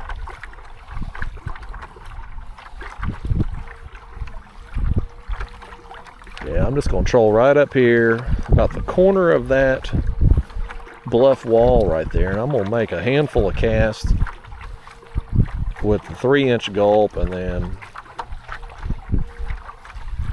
I'm getting the heck out of here. We're going to call it a day. We're going to go and see what old Daphne the dog is into, what Martin Luther Kitty and Midnight's into. Midnight's actually outside right now. Marty's got to stay inside for a few days. You know, he's still fresh off the neutering, so he's supposed to stay inside for a little while. But the other one, it likes to go out, and it spends most of the day outside. Comes in at night. Marty, though, he don't really seem to want to go out. It's not like he's trying to get out and I'm keeping him in. It's not like that at all. Like, he just he don't really seem to have any desire to go outside. I guess he's lived that life, and he probably knows he's got it pretty good in the house right now. Well, we ain't had a single tap up through here. Okay, I think we're back in business here. Some reason, oh man, we got a smudge up here too. Hopefully that ain't been interfering with the video. For some reason, my damn camera shut off. I mean, it's about time. The battery normally makes about 4 hours, but we still got a little battery left. I don't know what's up. I know it just beeped and it turned off. But we're back in the game now, folks. I don't know what the hell happened. I guess we're not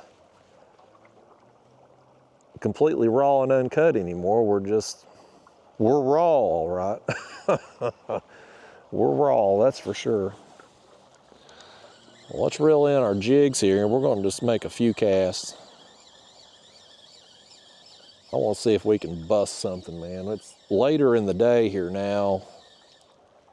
We'll see if we can get a fish that's maybe moved up a little higher on this bluff wall, possibly. Maybe.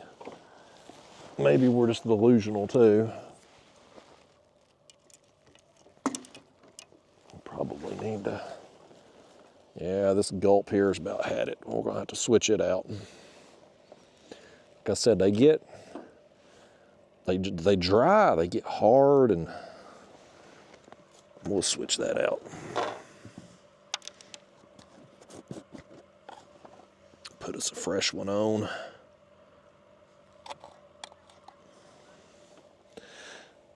These Gulp here, I don't know how long these things stay good for. The 1-inch jars that I've got, I bought them back during COVID when you couldn't find anything. I bought all I could find on eBay. I'm still using those, and this 3-inch bucket here, I'm pretty sure I've had for 3 or 4 years, probably. So I guess these things don't go bad.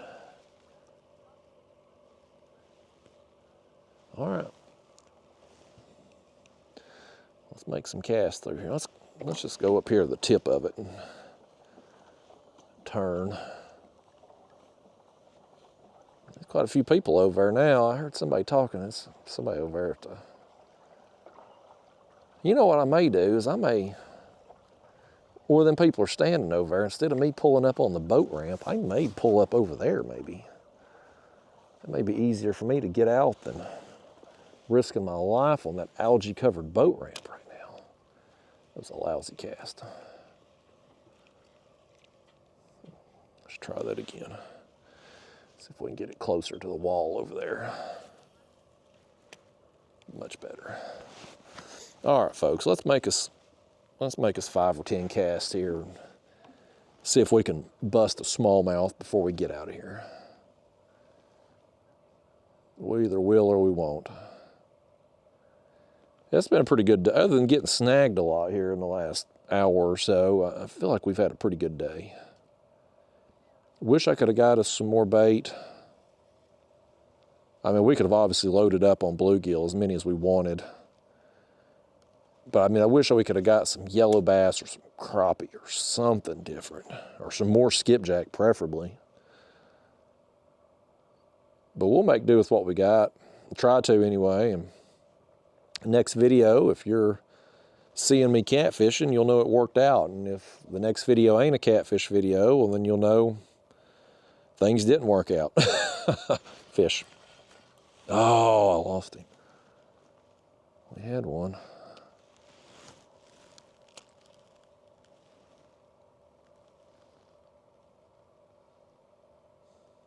Dang.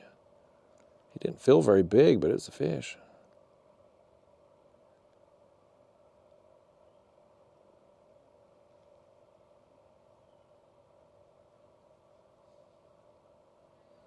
Yeah, depending on what time the rain, if it moves out early, I'll probably get out there. We'll see. If it rains all morning, I'll wait till the afternoon. But, I mean, if it moves out at a reasonable hour, I'll probably get out just later in the morning. I don't normally like fishing middle of the day, but ultralight fishing like we've done today don't really matter.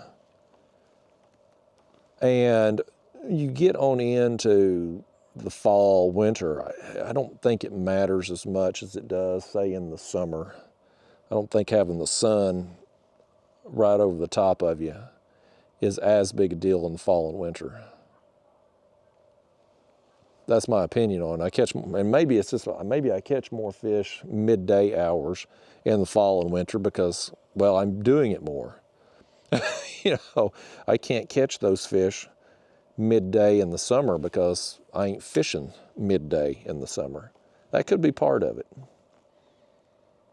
But it does seem like in the summer months there is oftentimes a bite early in the morning, and then it tapers off as the morning gets later.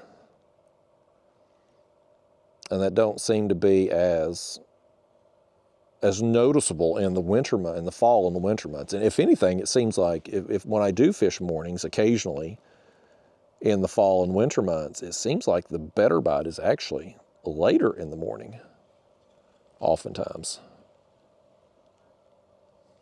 Sometimes I've got out there and made myself suffer in the mornings, freezing cold, and then the bite will turn on at 10 o'clock.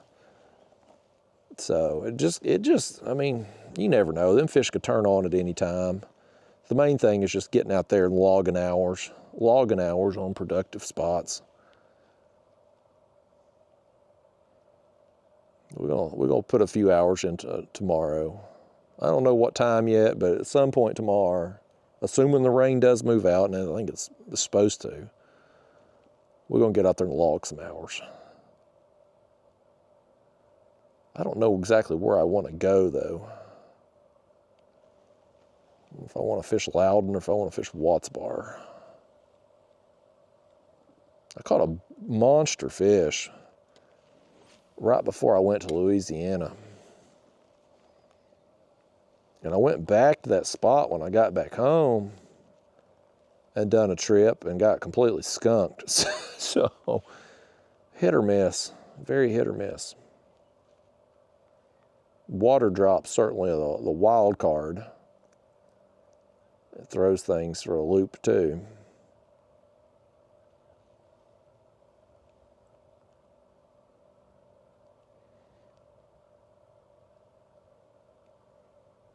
I think it was about right in here we hooked that smallmouth earlier, wasn't it? Somewhere right in through here.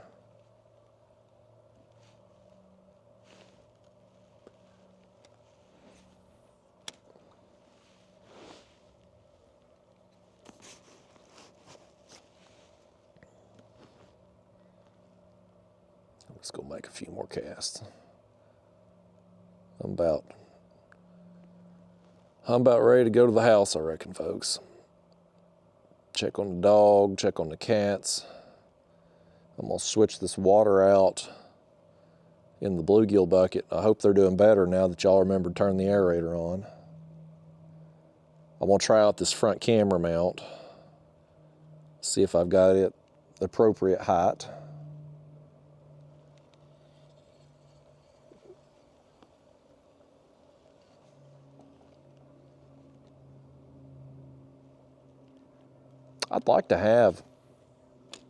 Ideally, I'd like to have a camera mount that I could just pop in and out real quick up there, like I do on my Old Town and my other Hobie kayak. But with this one,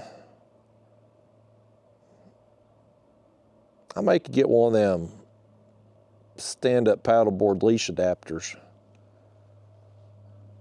with a Scotty adapter, maybe. I'll look that up.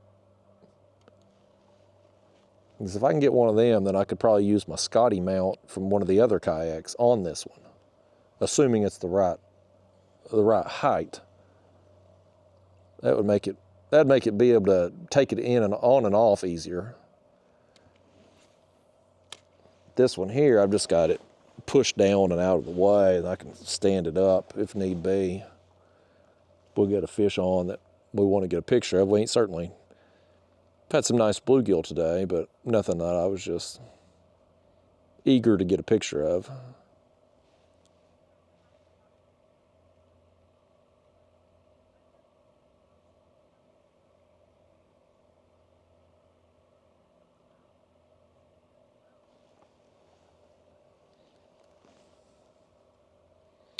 I sure was hoping we'd bust another smallmouth through here. I was wanting a second chance. I'm still skunked on this rod, folks. 2 trips I've took it out. Now, granted, I ain't fished with it the whole trip. I've only made, I don't know, what, 30, 40 casts with it probably. Probably did less than that the last time, but still. The fact that we're still skunked on this rod. Got to get the Judy off of it. Got to get the Judy off. I know we'll get the Judy off in Florida, but I'd like to get the Judy off of it here. You know, this is a one-piece rod. It's 6'4", light action. They've changed the logo up here on this part, in addition to changing the handle. The rod feels pretty good in the hand, though. It's a little bit, I mean, weight-wise, you can tell it's a little heavier than my Ultralight, which I would expect it to be. I don't know about this handle, though. I don't know how I feel about that. I do like my other handle. I guess if I was throwing this one all the time, I'd probably adapt to it, but I'm so used to throwing the other one that this is just, it's different. Maybe that's it. Maybe it's not so much bad that it's just different. All right, I'm making one more cast, folks. One more, whether we catch a fish or we don't, and we're getting the heck out of here.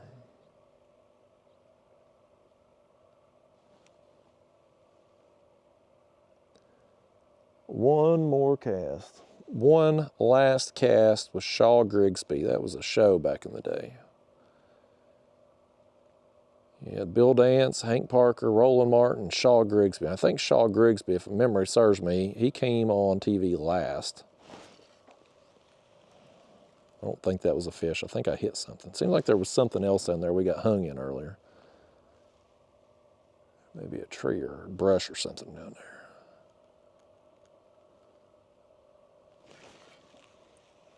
I did get nipped. Let's make one more cast with Shaw Grigsby. Something I think hit me. I thought I hit something initially, like got in a tree or a brush or something. But I think something was after me down there.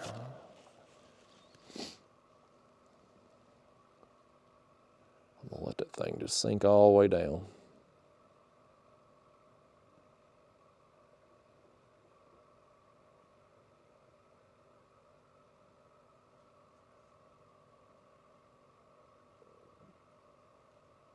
Whatever's down there, if there is something down there, I didn't find it on that cast.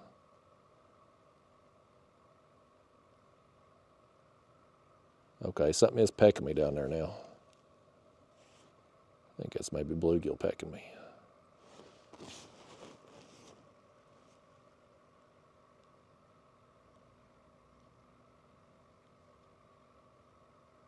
There must be a brush pile or something there.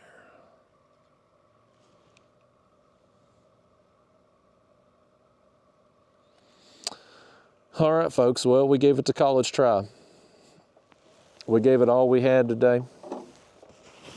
It wasn't a lights out action day, but it's good enough. We had us a good time. We got a bunch of bluegill, some quality size bluegill, many of which are in the bucket and in the cooler. We got that one skipjack that's in the cooler. So we got us something to go catfishing with there tomorrow. So hopefully that'll be the next video if things work out. And if it don't, well, who knows what the next video, maybe it'll be a carp trip. Who knows? We'll see. But nevertheless, we've at least got ourselves something to bait a hook with, which was the #1 goal of coming out here today. But anyway, y'all, I'm going to pack it up, I think, and go over here and risk my life trying to get out on this ramp, or I may go over there. If I can get out on the land, I'll do that, if it's not real rocky or whatever. But anyway, I'm going to get out of here, go home, let the dog out, and then, yeah, we'll get out from there. As soon as the rain moves out tomorrow, we'll get out from then. So anyway, thanks for coming with me today. I'll see you in the next one.